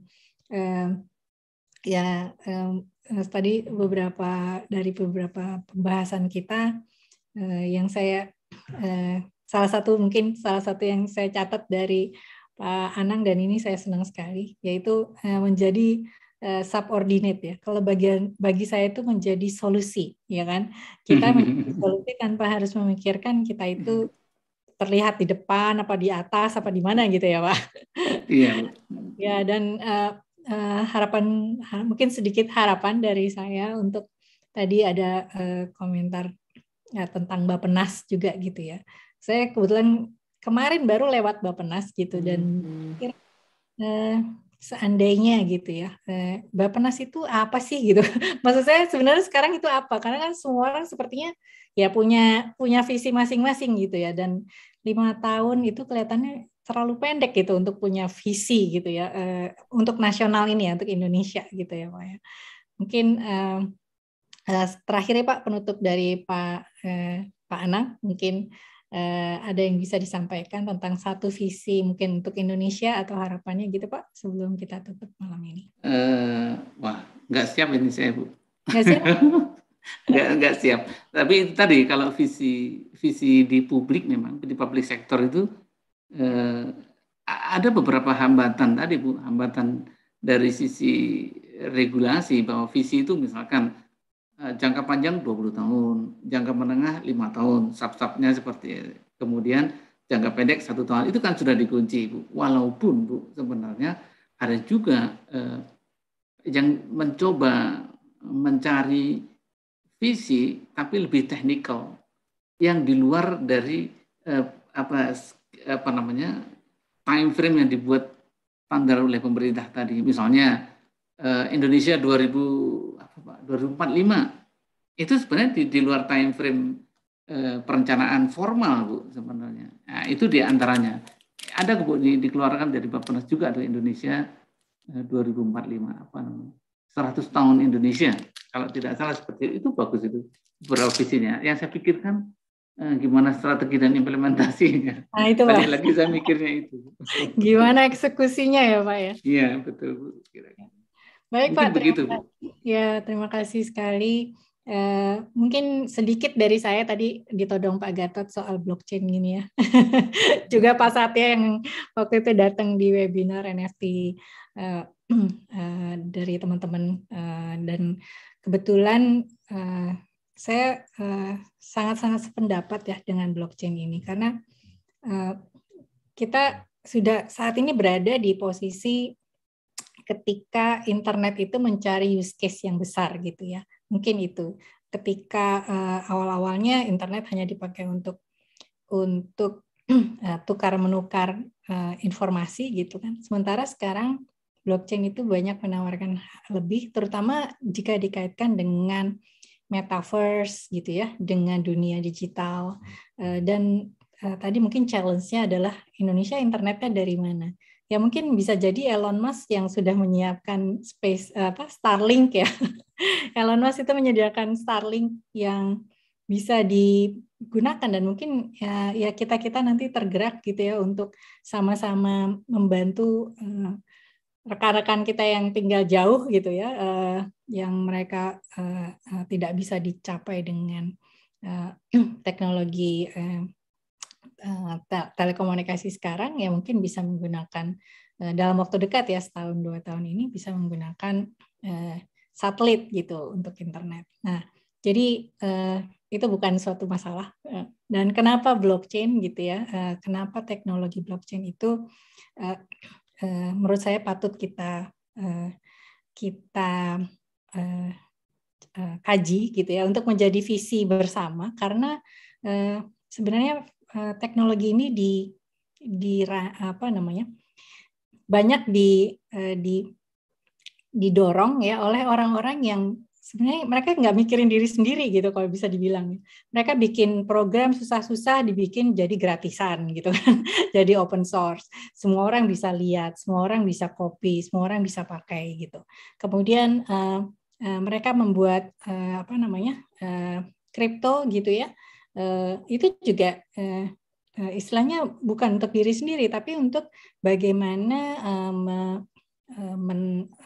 mengelola sebuah jaringan secara bersama-sama gitu. Jadi banyak sekali ide-ide yang mungkin sebelumnya dan bayang saya nggak bisa datang atau keluar dari sebuah bisnis gitu ya. Jadi ini social power gitu mungkin, atau community power ya, yang dengan teknologi yang nggak main-main gitu. Dan metaverse mungkin sekarang kelihatannya memang hanya sebuah game. Saya juga sebenarnya agak sulit ya memahami metaverse gitu. Tetapi ketika kita melihat blockchain di 10 tahun lalu gitu kurang lebih dibuat untuk bagaimana kita bisa tidak tergantung gitu ya dengan institusi tertentu saja gitu ya, atau company-company besar saja gitu. Kita nggak perlu besar gitu, kita perlu rame-rame gitu istilahnya.